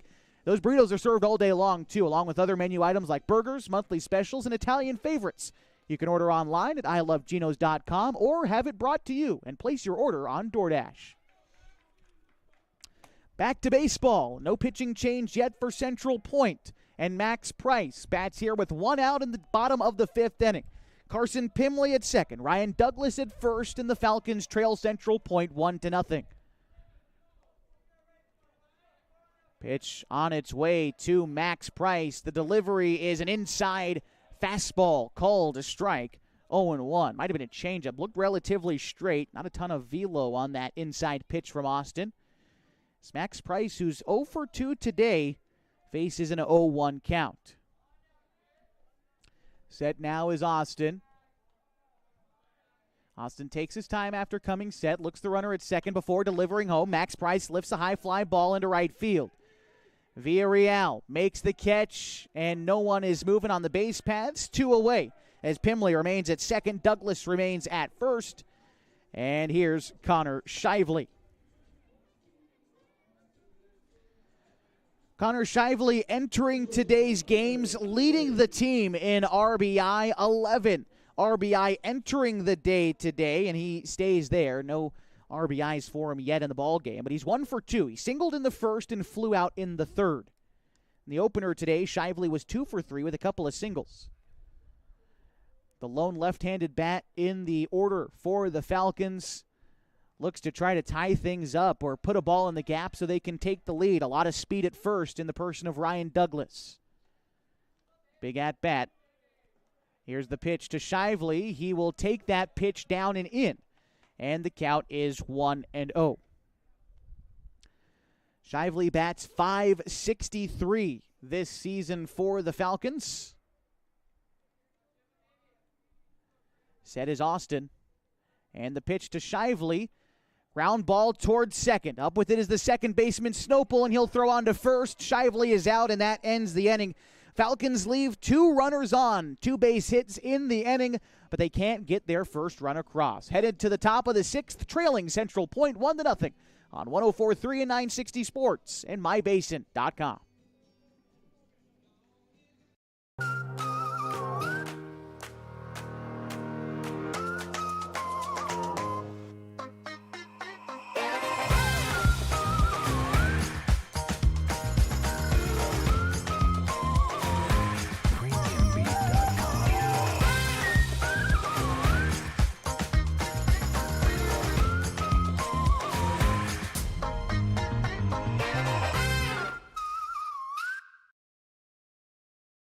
Pacific Power works day in and day out to power our communities because we know our neighbors rely on us. We're trimming and clearing branches around poles and lines, protecting our system, and giving you real-time updates when storms roll in. You can count on us in all seasons. 24/7, we're here for you. Powering your greatness.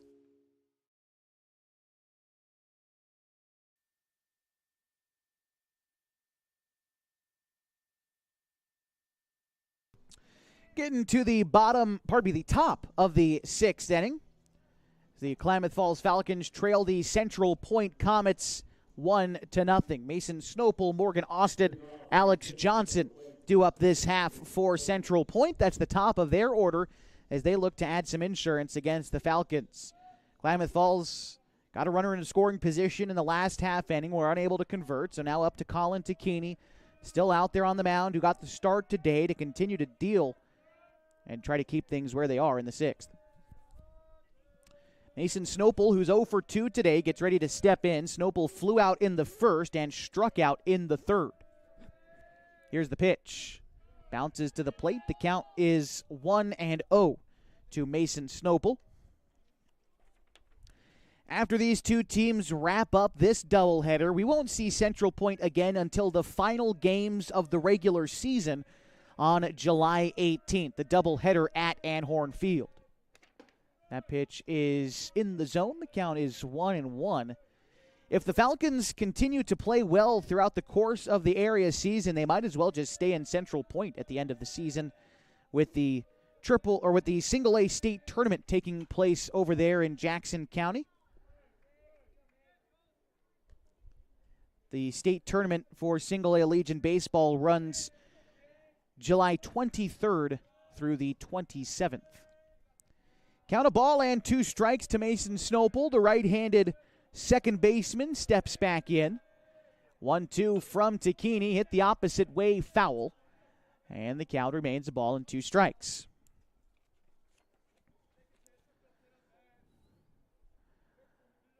We're the only teams in our conference playing today, but you can get an updated look at conference standings by visiting us online at mybasin.com. Colin Takini elevates a fastball, gets Mason Snopel to swing and miss for strike number 3 and the first out in the 6th inning. Second time Snopel's been struck out today, and this will bring up the pitcher, Morgan Austin. He's done quite the job on the mound today for Central Point as Colin Takini gets ready to deliver. That pitch misses upstairs. The count is 1-0. Quick check of the line score for Morgan Austin in his start. After 5 innings, 6 hits, no runs, 4 strikeouts. He's yet to give up a walk. Pitch hit the other way. Line drive first base past the glove of Hamilton and into right field. And a 1-out single for Morgan Austin. His first hit of the ball game makes him 1 for 3. And the third hit for Central Point will bring up Alex Johnson. Now, Johnson has one of those hits earlier in the day, doubled in the 4th inning, and would later come in to score on the sacrifice fly. That's been all of Central Point's offense here in the Nightcap. It's been a pitcher's duel, 1-0 here in the 6th. Aside from that double in the 4th, Johnson grounded out in the 1st. Takini tries to go up in the zone but misses high. The count 1-0. Takini about to offer up pitch number 75 of the start today. Small lead off of first for Austin. Not much to think of, but Takini checks him over anyway. Another half step for Austin. So the 1-0 pitch is on its way home and misses low. The count is 2-0.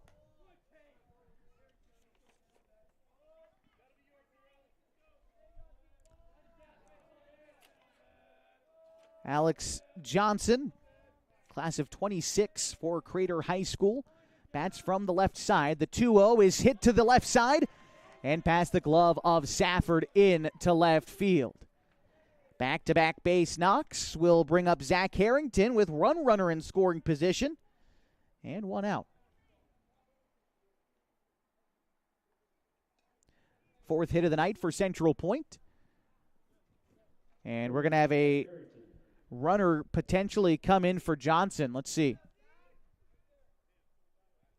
And that is the case. We are going to have a runner come in. Time is called. A little bit of trouble getting him out of the dugout, but Jose Corona in to run it first.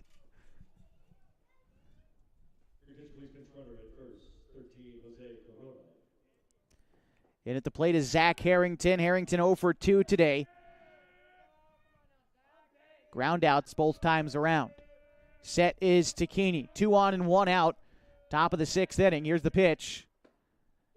Called a strike on the outer third of the zone. The count is 0-1 to the right-handed hitting Zach Harrington. He'll be class of 27 at Crater High School.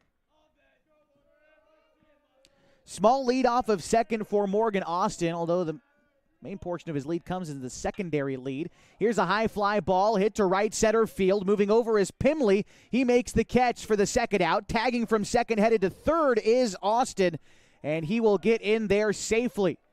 So that'll put runners at the corners now with 2 away for Andy Sweet.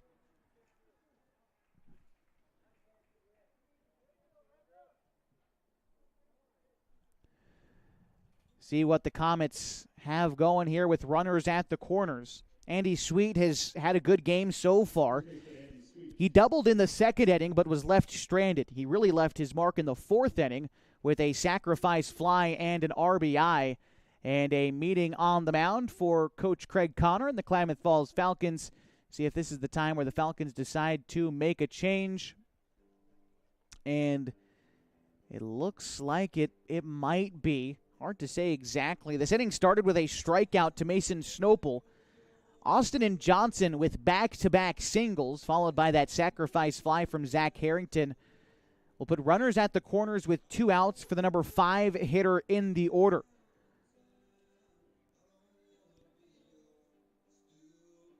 Colin Takini still on the mound. Coach Connor sticking with the one that brung you. I like the decision here in the 6th inning, trying to get one final out in the person of Andy Sweet.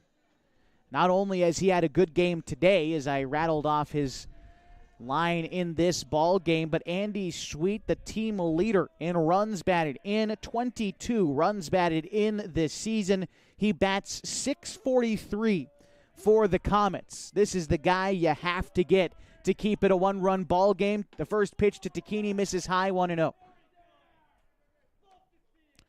Andy Sweet will begin his junior year at Crater next school year. From the left-handed batter's box, he awaits the 1-0 from Colin Takini. It is fouled back. The count is even. Sweet in the opener today was 1 for 3 with an RBI single in the 6th inning. 1-1. Takini looks in, gets the sign from his cousin Jacoby. Takes a look at the runner at first before coming set. It's Johnson over there. Here's the 1-1 pitch. That one misses in the dirt. Jacoby doing a nice job of knocking that one down and keep it in front of him. The All-State, All-Conference catcher showing us why in a big spot, coming up with the block there. Got to be a backstop with a runner at third. Don't want to let this lead get any bigger than it already is. Such a big at-bat. And the 2-1 pitch to Andy Sweet is on the way. Swung on and missed. The outside, Takini went with the changeup there and produced the swing and the miss. Sweet settles back in, chokes up a little bit on the bat in a 2-strike count. Takini readies with the 2-2. It is called ball 3 off the outside, maybe a little bit low. Looked over the plate, must have been downstairs. And the count is full to Andy Sweet. Alex Johnson is going to be on the move from first. A lot of movement in the infield. Full count pitch on its way. It is fouled straight back, and we'll do it again, 3-2.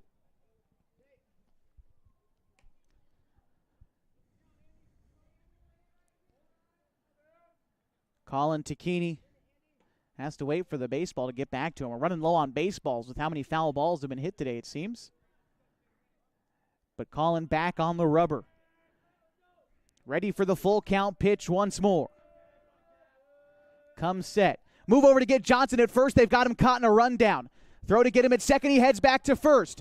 Throw now home, and the runner scores at home. Throw to try to get second, and the lead runner is not in time, and everybody is safe. Thought you had the runner dead to rights at first, but now everybody's safe, and the Comets lead 2-0. At a runner at second, the count will remain full to Andy Sweet. Austin came in to score in the madness, and Johnson advanced to scoring position. Count is still full, but now the score 2-0. Andy Sweet still with an RBI opportunity and a runner in scoring position as Colin Takini delivers the full count pitch, fouls it off, 3-2. Really putting up a battle out there, a battle among Titans. Probably the most important at-bat of the game so far. Crater already got what they were looking for sure, and that was the runner at third to score. But now one more in scoring position. The count remains full as Takini comes set. And the pitch home, off-speed pitch once again fouled off. Sweet has seen a lot of pitches in this at-bat.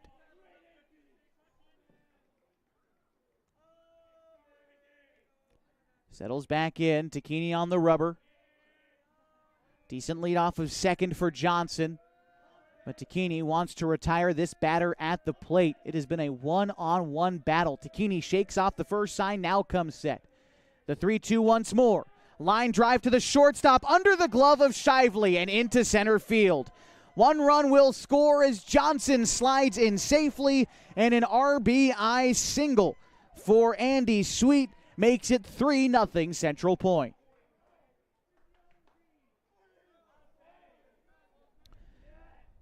The RBI machine for the Comets just continues to get the job done in big spots for his team, driving in the second run of this inning, and it'll bring up Caleb Cornett. Cornett 0 for 2 today. flew out in the second and fourth innings. Sizable lead off of first for Sweet, and the pitch home. Showing bunt was Cornett, and he pulls back in time. The count is 1-0. On deck is Jaden Mobley. Colin Tacchini set again. We'll see if Cornett is showing bunt. Nope, he's swinging away. And he hits a fly ball to left field foul. Count even, a ball and a strike.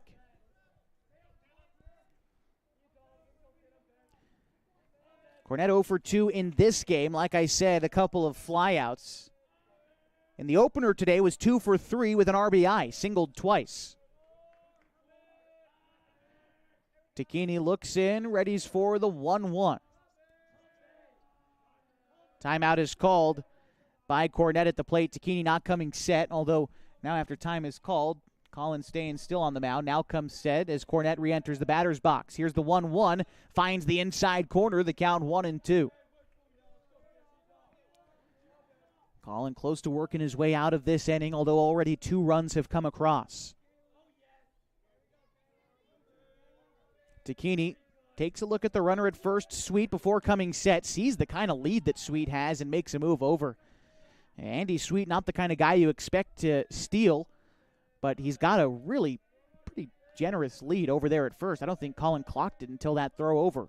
But now he's ready to go with the 1-2 again. Here's a line drive to the left side, through into the outfield, and another 2-out hit for Central Point. Will move Andy Sweet to second. Caleb Cornett aboard at first, and this will bring up Jaden Mobley. Mobley is 0 for 1 in this contest. He walked in the second and grounded out in the fifth.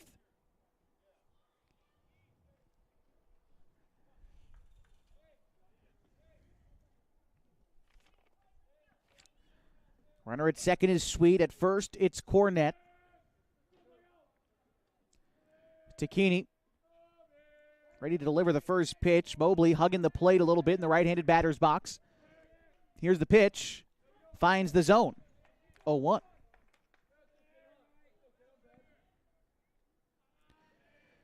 Tacchini taking a look at the pitch count for him. Now up to 92 pitches as the 0-1 is on the way.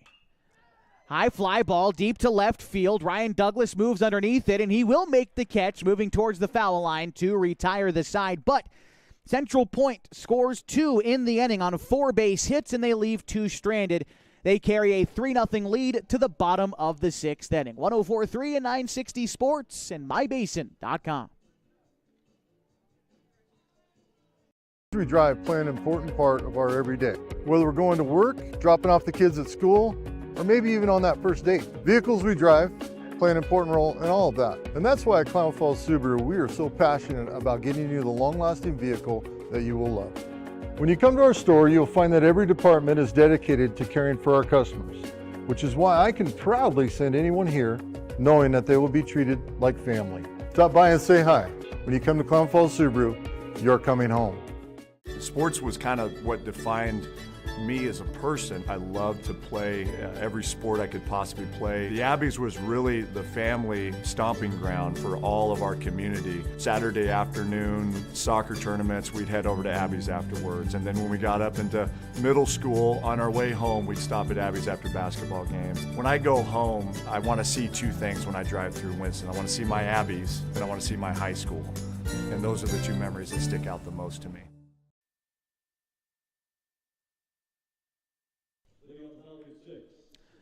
Bottom of the 6th inning in a 3-0 ball game, and Central Point leads the Klamath Falls Falcons. Jacoby Tacchini, Colin Tacchini, and P.J. Safford. See if they have something to say about it. Down 3 in front of their home crowd here at Kiger Stadium. Looking to grab their first win against Central Point in area play, looking to hand those Comets their first loss of the season. Here's the first pitch to Tacchini. Wraps one foul down the third base side. And the count is 0-1.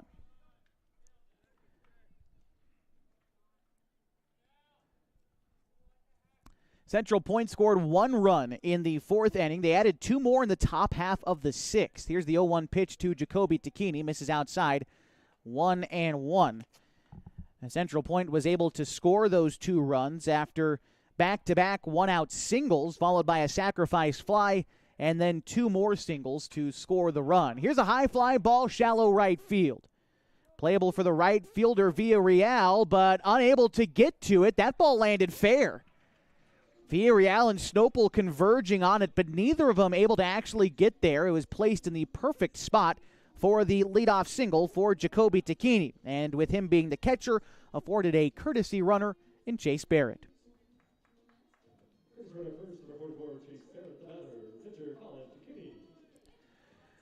Colin Tacchini, who is 1 for 2 today, looking to get on base. He singled in the 4th inning, aside from striking out in the 1st. By the way, that single for Jacoby makes him 2 for 3 on the game, but 2 base hits for him in the contest. First pitch to Colin. Swings and pops one up in the infield. In foul territory, it'll be Andy Sweet who moves over to make the catch for the out.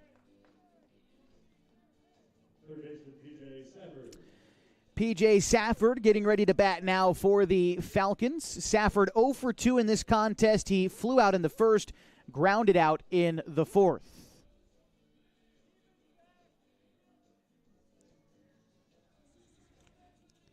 In the opener today, taking a look at what P.J. did there, was 0 for 2, but he was hit by a pitch in that contest. Delivery there to Safford, misses outside. The count is 1-0. Safford saw his hitting streak snapped earlier in that contest, but his streak of reaching base in every game of the season so far is still alive, although he hasn't reached base yet in this one and could be running out of time. But here he goes opposite field, and a single into right. Way to quiet me down, PJ. And a base hit there moves Jacoby into scoring position. Pardon me, that's Chase Barrett into scoring position. And here comes Corbin Hamilton. Hamilton 0 for 2 today, a couple of punch-outs. Looking to right the ship for him individually today. And a chance to do it as he represents the tying run in the late going of this ball game. Desperately need him to get on base. Don't know if you're going to get many more opportunities like this in this game. And we're going to have another runner come in for PJ, although this might be a more permanent substitution unless Safford is able to re-enter the game. Ryan Glidden along the base paths at first now for the Falcons. So Chase Barrett at second, Glidden at first. At the dish, it's Corbin Hamilton. 1 away, bottom of the 6th inning, and Central Point leads Klamath Falls 3-0. Pitch on the way to Hamilton, misses wide. The count is 1-0.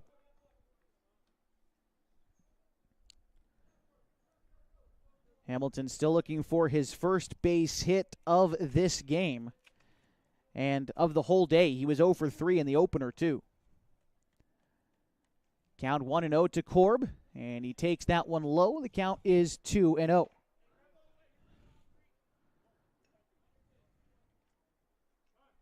Time is called, and catcher goes on out to talk to his pitcher. Give us time to highlight some of the Klamath Falls Falcons corporate sponsors, some folks who support the team directly, including Bogate Construction, Case Plumbing, Ed Staub & Sons and Fast Break of Oregon, Bethany Simpson with Edward Jones, the Eisler Group, Pacific Electrical Contractors, Quality Electric, just a handful of the organizations and businesses here locally that are supporting the Falcons in this 2025 season. It's Corbin Hamilton in a 2-0 count at the plate. We're ready for baseball. The pitch to Corbin is a line shot over the head of the shortstop into left center field. They're waving around Chase Barrett to score. He will score standing. And the Falcons are on the board after an RBI single for Hamilton, down 3-1. Glidden remains at second, so runners will still be in the same position for Carson Sims. Feels good to get your first one across, even if it's in the late going. But now the tying run is on first with Sims at the plate.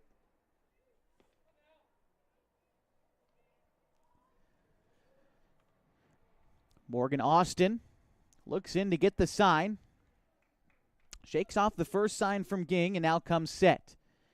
Comes set and he pauses, takes his time, and now delivers home. First pitch to Sims, hit high in the air left field. Mobley doesn't have to move all that much to put that one away for the second out.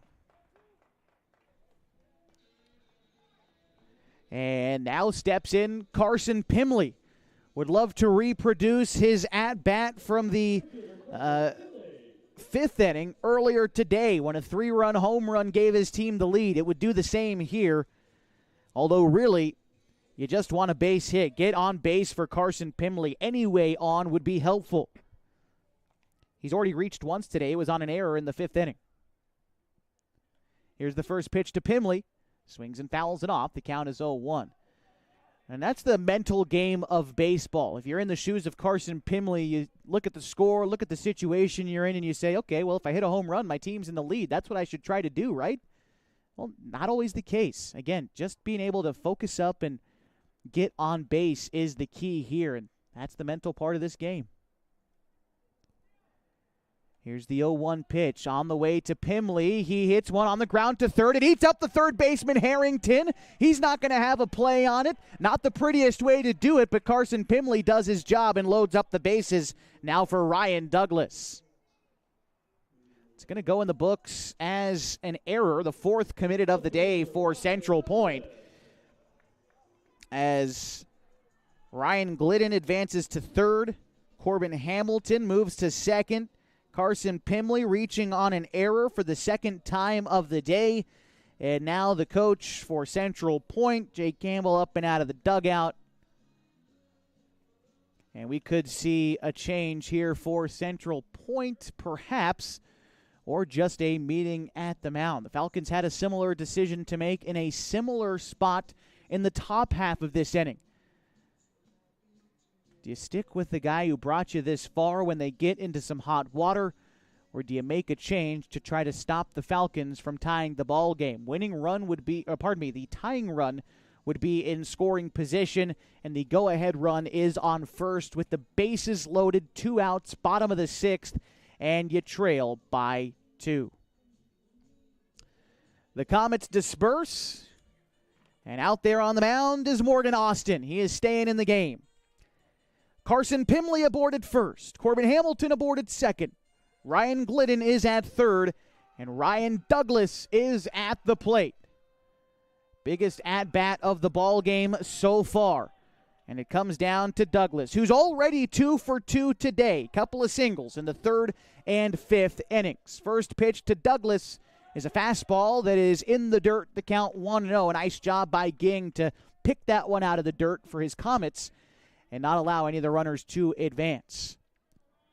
But Glidden at third, if you see a pitch get by, he'll be breaking. Here's the 1-0, swung on and missed. Austin goes with the heater, the count 1-1.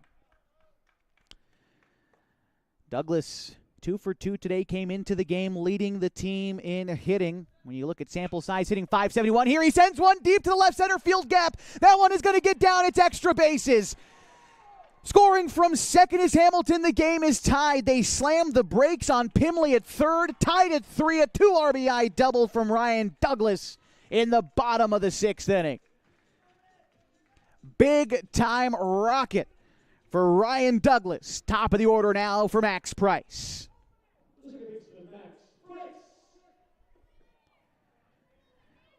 Glidden scored from third, Hamilton from second, Pimley now to third. At second is Douglas, and Max Price a chance to try to give the Falcons the lead. But first, a meeting on the mound without the head coaches. I think they're trying to decide what changes to make. And so the catcher going out there to have a conversation before the coach comes out, giving him just a bit of time to make this call. And we will see a pitching change for Central Point in a brand new ball game in the bottom of the sixth inning, tied at 3. We'll be back in just a moment on 104.3 and 960 Sports and MyBasin.com. parent of a high school athlete, I've given up trying to get pictures of my kid playing sports. It's nearly impossible to take pictures and enjoy the game. There is a solution, though. God's Gifts Photography attends high school sporting events in the Basin to take individual and team action photos at a great price. Search God's Gifts 2 on Facebook to learn more. They'll come and capture your athlete in action, creating those frameable lifelong memories so you can watch and just enjoy the moment. Call 541-281-2206 to get your athlete on their schedule. God's Gifts Photography. As it starts to warm up outside, it's time to tackle your lawn. And Kyle's Lawn Care is who to contact. Kyle's been doing lawn care in Klamath Falls for over 9 years. He offers a variety of services designed to make your life easier. Kyle's Lawn Care offers weekly mowing jobs, which includes mowing, edging, and blowing off sidewalks, snow removal, big cleanup jobs, dump runs, and more. At Kyle's Lawn Care, they strive to give each job their all and go the extra mile to exceed their customers' expectations. To get an estimate, you can call or text 541-281-3623. Kyle's Lawn Care.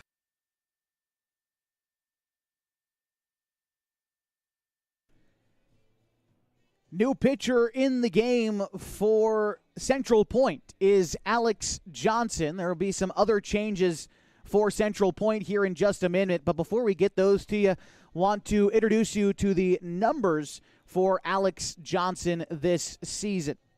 The right-hander for Crater High School is making his first appearance in relief this year. His only other appearance was a no-hit shutout win, 7 innings, where he struck out 11. That game was played back on June 12th against North Jackson. Going the distance, throwing 84 pitches, fanning 11 batters. Max Price, a chance to give the Falcons the lead, though. We're tied at 3, and the Falcons have 2 runners in scoring position and the momentum. See, Coach Teeters has made an appearance in the dugout, was up coaching the Oregon All-State game today. He's not in his game uniform, but good to see Coach Teeters in the dugout trying to see his team clutch out a win. But first they need to take the lead. Here's the first pitch to Max Price. It's called a strike, 0-1. Johnson was throwing heat in the warm-up, but goes with a changeup there. And Price takes for strike 1. Quick meeting there on the mound. We'll get you the other changes for the the Central Point Comets. Will actually just go ahead and reset the entire defense for you. As at third base is Schnopel, Cornett at short. Austin is over there at second with now Harrington at first, in the outfield from left to right, it's Mobley, Nosey, and Sweet. Pitch in is called a strike. The count is called a ball, The count is 1-1 to Max Price. The delivery is going to miss off the glove of the catcher. Breaking for the plate. The throw is not in time. The Falcons have the lead as Pimley scores on the wild pitch. 4-0 Falcons in the 6th. And advancing to third on the play was Ryan Douglas.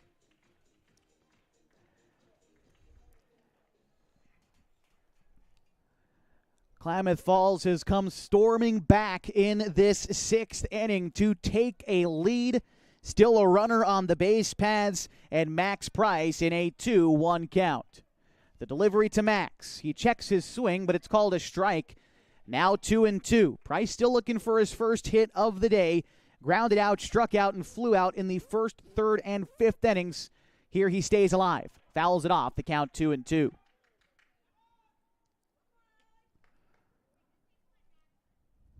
Falcons up 4-3. And one more waiting out there at third is Douglas. Now from the windup is Alex Johnson. Looks in and delivers the pitch. Taken for strike 3, looking against Max Price. That will retire the side, but the Falcons take the lead. They score 4 runs on 4 hits, and they leave 1 stranded. They're up 4-3, and will try to finish it out in the top of the 7th. Back after this on 104.3 and 960 Sports and MyBasin.com. Introducing Smith Bates Marcom Solutions, your trusted partner in marketing and communication. We specialize in crafting compelling campaigns, eye-catching graphics, and impactful branding materials. Smith Bates is like working with dependable friends. They always help us build our professional image. Through the innovative strategies that the team at Smith Bates suggested, we've been able to give the brand at Calor the boost that it desperately needed. Unlock your potential with Smith Bates Marcom Solutions. What rhymes with great? Participate. Where does greatness start? Here, in the classroom. On the stage. In the pool. On the field. Where will your greatness take you? To better grades. To more friends. Yeah! Be great. Participate!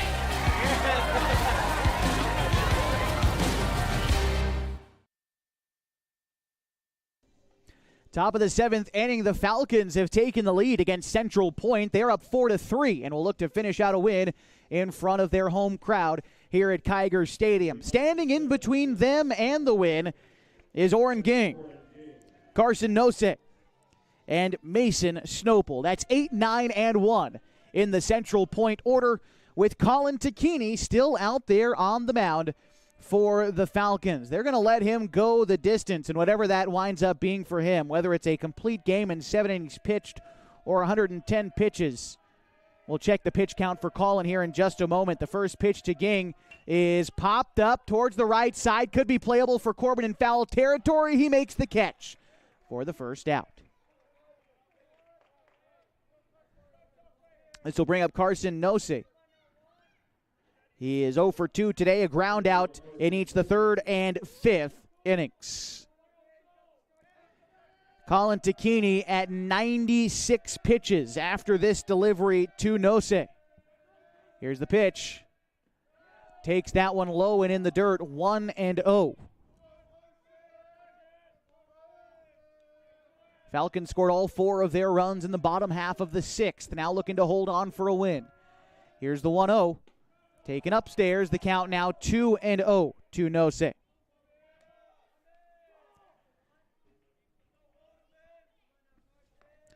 Taking a look at the season for him so far as he bats with 1 out in the top of the 7th inning.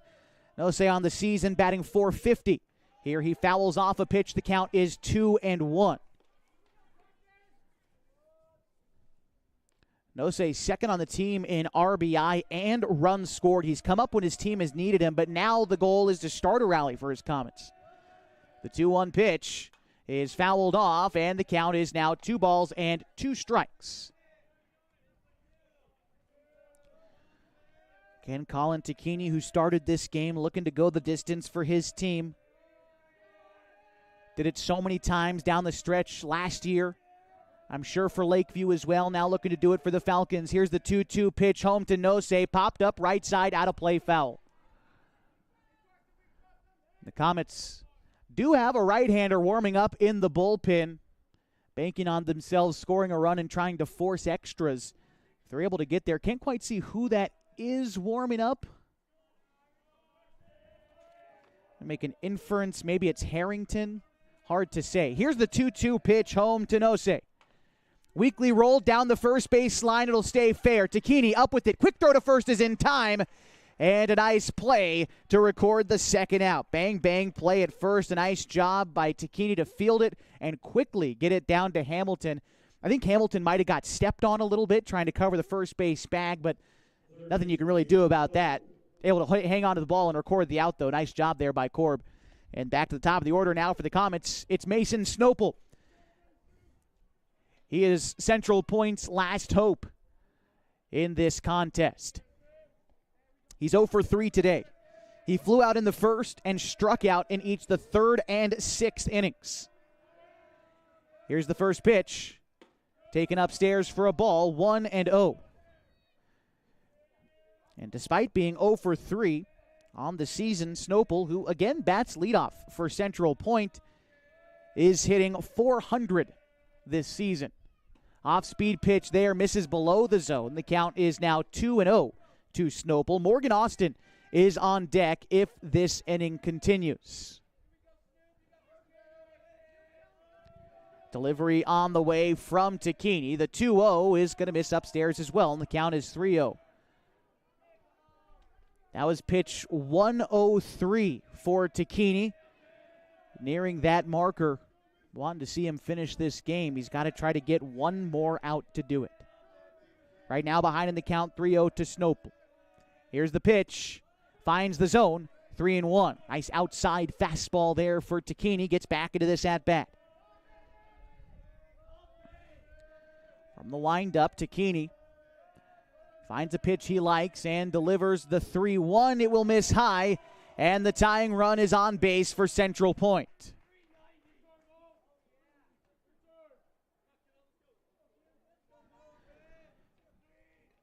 Morgan Austin. He'll get ready to bat now for the Comets. Austin is 1 for 3 today.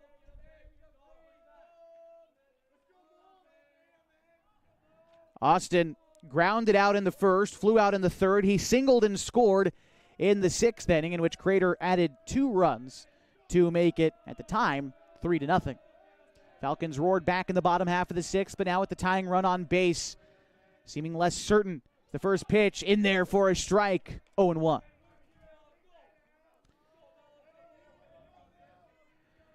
The Crater dugout, the Central Point dugout, very vocal as it has been all day long, trying to root on their team to a comeback victory. Here's the 0-1 pitch.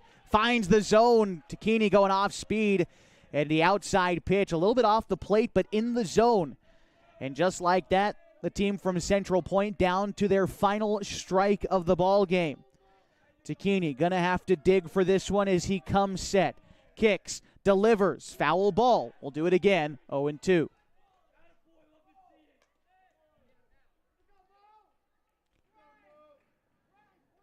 Takini gets the ball back, toes the rubber, and looks in. Jacoby Takini gets the sign from the dugout and delivers it to Collin. Checks the runner at first. No lead really for Snopel.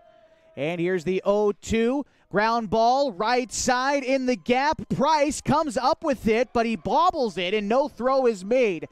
That'll be a hit, infield single for Morgan Austin, and that will likely spark change for the Klamath Falls Falcons, as Takini has reached his pitch count, and we will see a new pitcher in to try to record the final out and collect the save for the Klamath Falls Falcons. Whoever it is, the go-ahead run will be on base when we come back on 104.3 and 960 Sports and mybasin.com. The innocence of youth. Is there anything any better? But soon they'll be in high school and facing all the same challenges you faced. How to make friends, how to fit in, how to be cool. We want our children to have everything they'll need to live fulfilling and productive lives.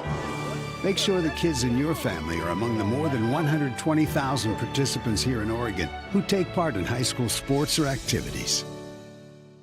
At mybasin.com, we bring you the power of local radio, the pace and reach of social media, the information of 24-hour news, and the excitement of local sports. We do this with a team of radio professionals that is second to none. Klamath Falls is a community that we love and a place that we are proud to call home. Klamath Falls deserves a media group that is as committed to you as you are to Klamath Falls. mybasin.com is your go-to place for news, sports, events, and everything going on at home in Klamath Falls.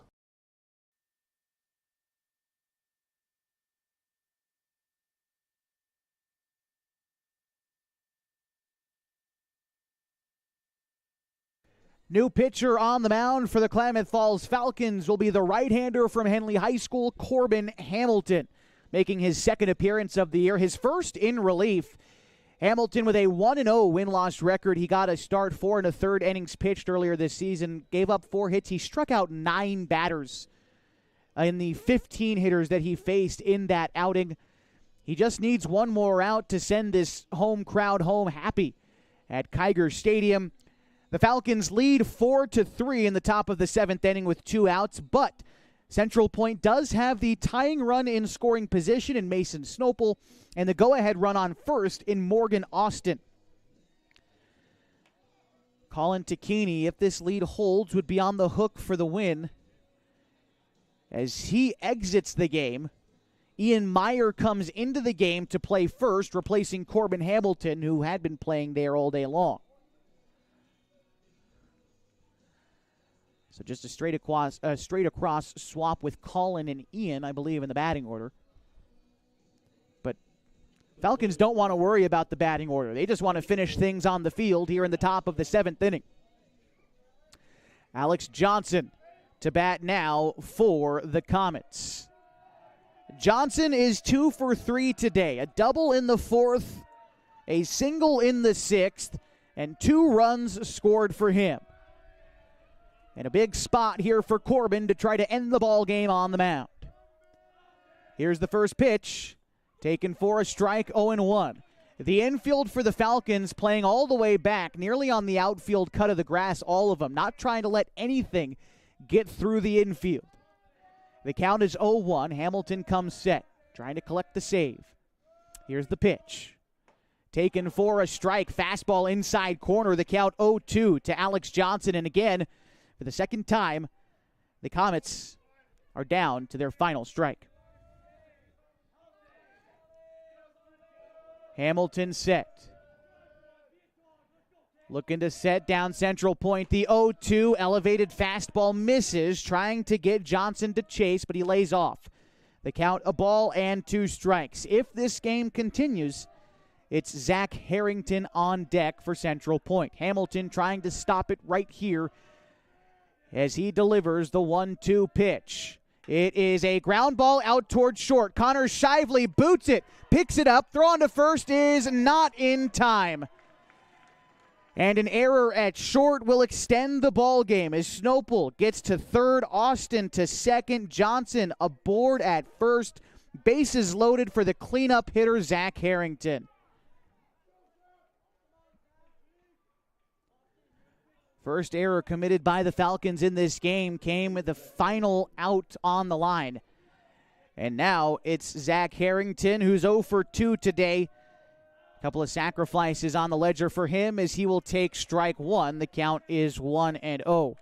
Harrington on the season batting .444. 2 RBI for him on the season. The 1-0. That one finds the zone, 1-1. Tying run at third, go-ahead run at second, and some insurance standing at third for Central Point.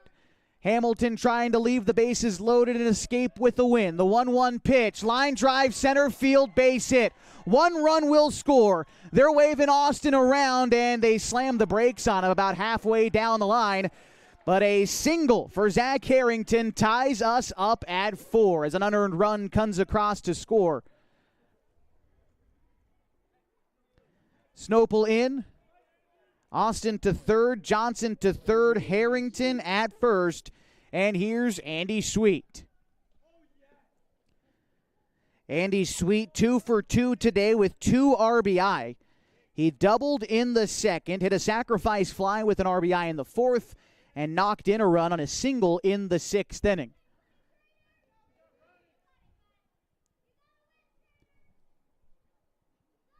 Here's the pitch.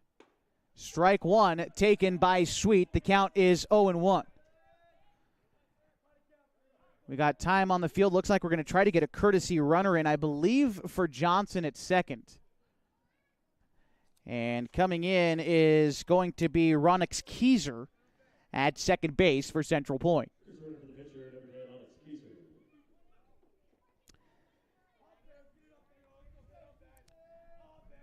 Sweet, a chance to give his team a lead in the top of the 7th inning. Here's the pitch from Hamilton. It's fouled back. The count is 0-2.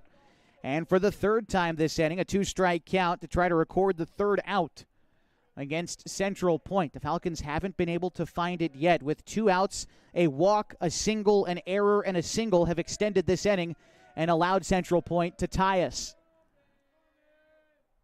Hamilton working from the windup with the 0-2 pitch. Here it comes. Foul ball, opposite way. Count remains 0-2. After Sweet is Caleb Cornett.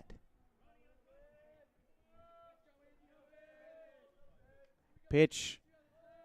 Hamilton selects the pitch, now ready to go. Here it is, the 0-2 again.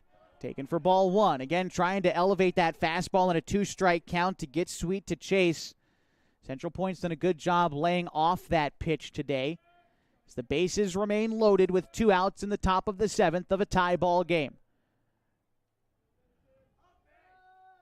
Hamilton looking in and delivers the pitch. Swung on and missed. And the Comets will leave the bases loaded, but not before they tie the ball game. Going to the bottom of the 7th, knotted at 4 on 104.3 and 960 Sports and mybasin.com.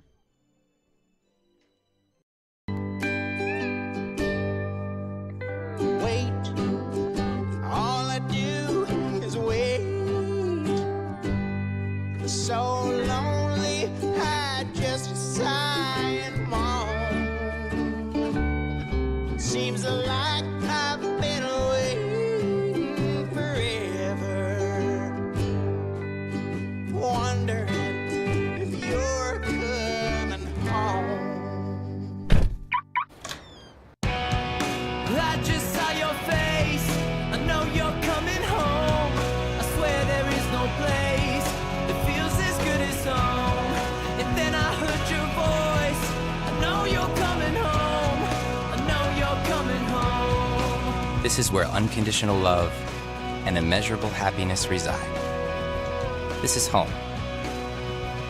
Coldwell Banker, where home begins.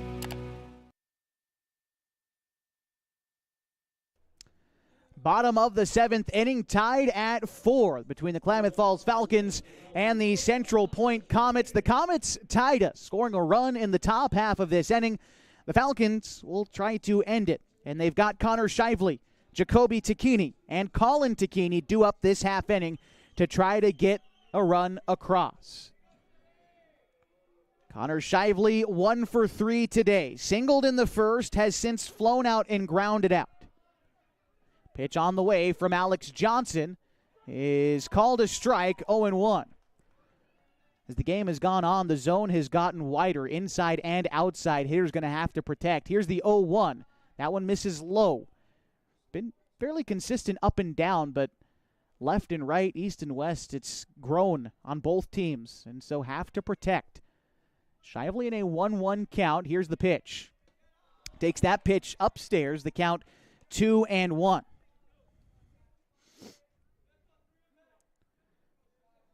Shively just trying to get on base. The 2-1 will miss wide and low. The count is 3-1 to Shively. Bats .563 coming into the contest today. Gets on base 55% of the time, and that is the ticket here in the bottom of the 7th. Pitch on the way. Shively rattles one foul, and the count runs full, 3-2. Again, after Shively, Jacoby Takini waits on deck. Johnson looks in, commanding presence out there on the mound. Here's the 3-2. Shively fights it off. Inside pitch, stays alive. The count is 3-2. Don't have any listed heights on the roster for Central Point, but yeah, 6'2", 6'3", just an intimidating presence for Alex Johnson on the mound. Throws gas, too. Here's the full count pitch once again. This time, Shively works a walk. Winning run on base in the bottom of the 7th, and it brings up Jacoby Takini.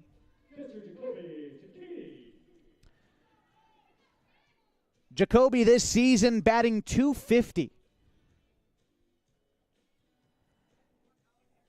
And with runners in scoring position, it's not the same as it's been in the prep season, batting .167 with runners on, but hoping to change that here in the last of the 7th in this game against Central Point, league rival and defending state champs. Takini lays down a bunt, pops it up.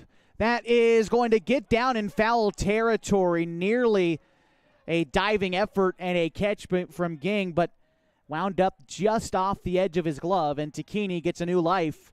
But behind in the count, 0-1. Takini not a guy who bunts a ton. But now the Comets are going to be aware of it as the corners come in and the infield ready to turn to otherwise. Takini showing bunt again. This time he gets it down. The pitcher, Johnson, bobbles it, coming up with it, picks it up near the baseline and applies the tag, but Shively gets into scoring position. So Jacoby doing what they asked of him there, and that will bring up Colin Takini.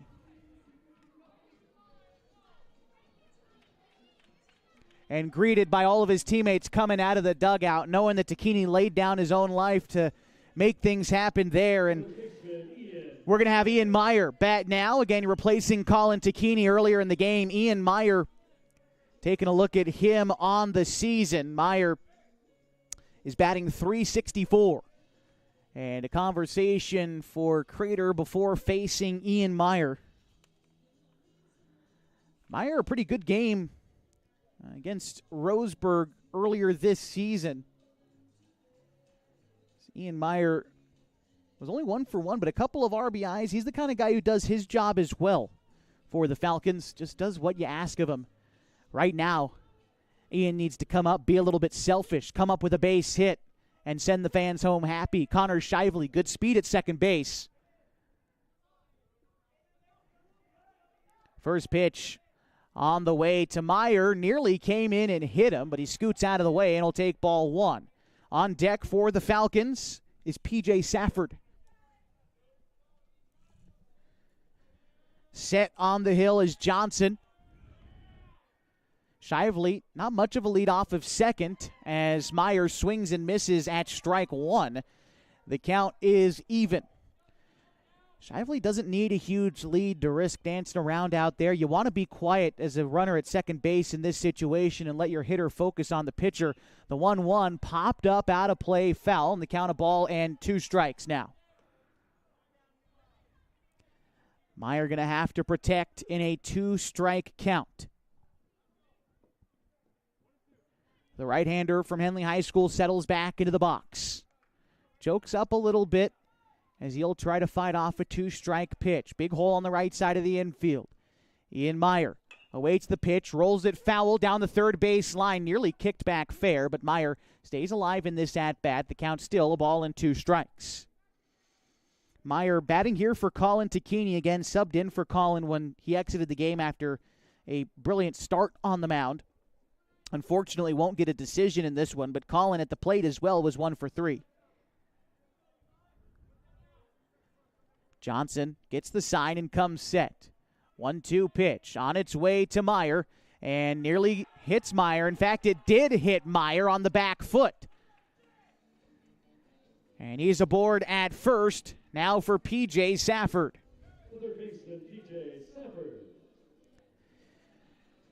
Safford already with 1 game-winning base hit this season. Against North Medford in a Mercy Rule win, an infield single triggered the Mercy Rule victory for the Falcons. Now looking to do it in the last of the 7th with a base hit. The runner in scoring position is Connor Shively. Safford was able to come up with a 1-out single in the 6th inning and would eventually be courtesy ran for, but that runner would come in to score, part of the 4-run 6th inning for the Falcons that at the time gave them a 1-run lead. Now find themselves tied. Here's the pitch to Safford. Opposite way foul. The count is 0-1. PJ on the season is batting .429 coming into the contest today, along with being 1 for 3 in this game. He was 0 for 2 in the game earlier today. Wide batting stance for Safford as he awaits the 0-1. Johnson set. Pitch on its way to PJ. He'll take that one upstairs for a ball, 1-1.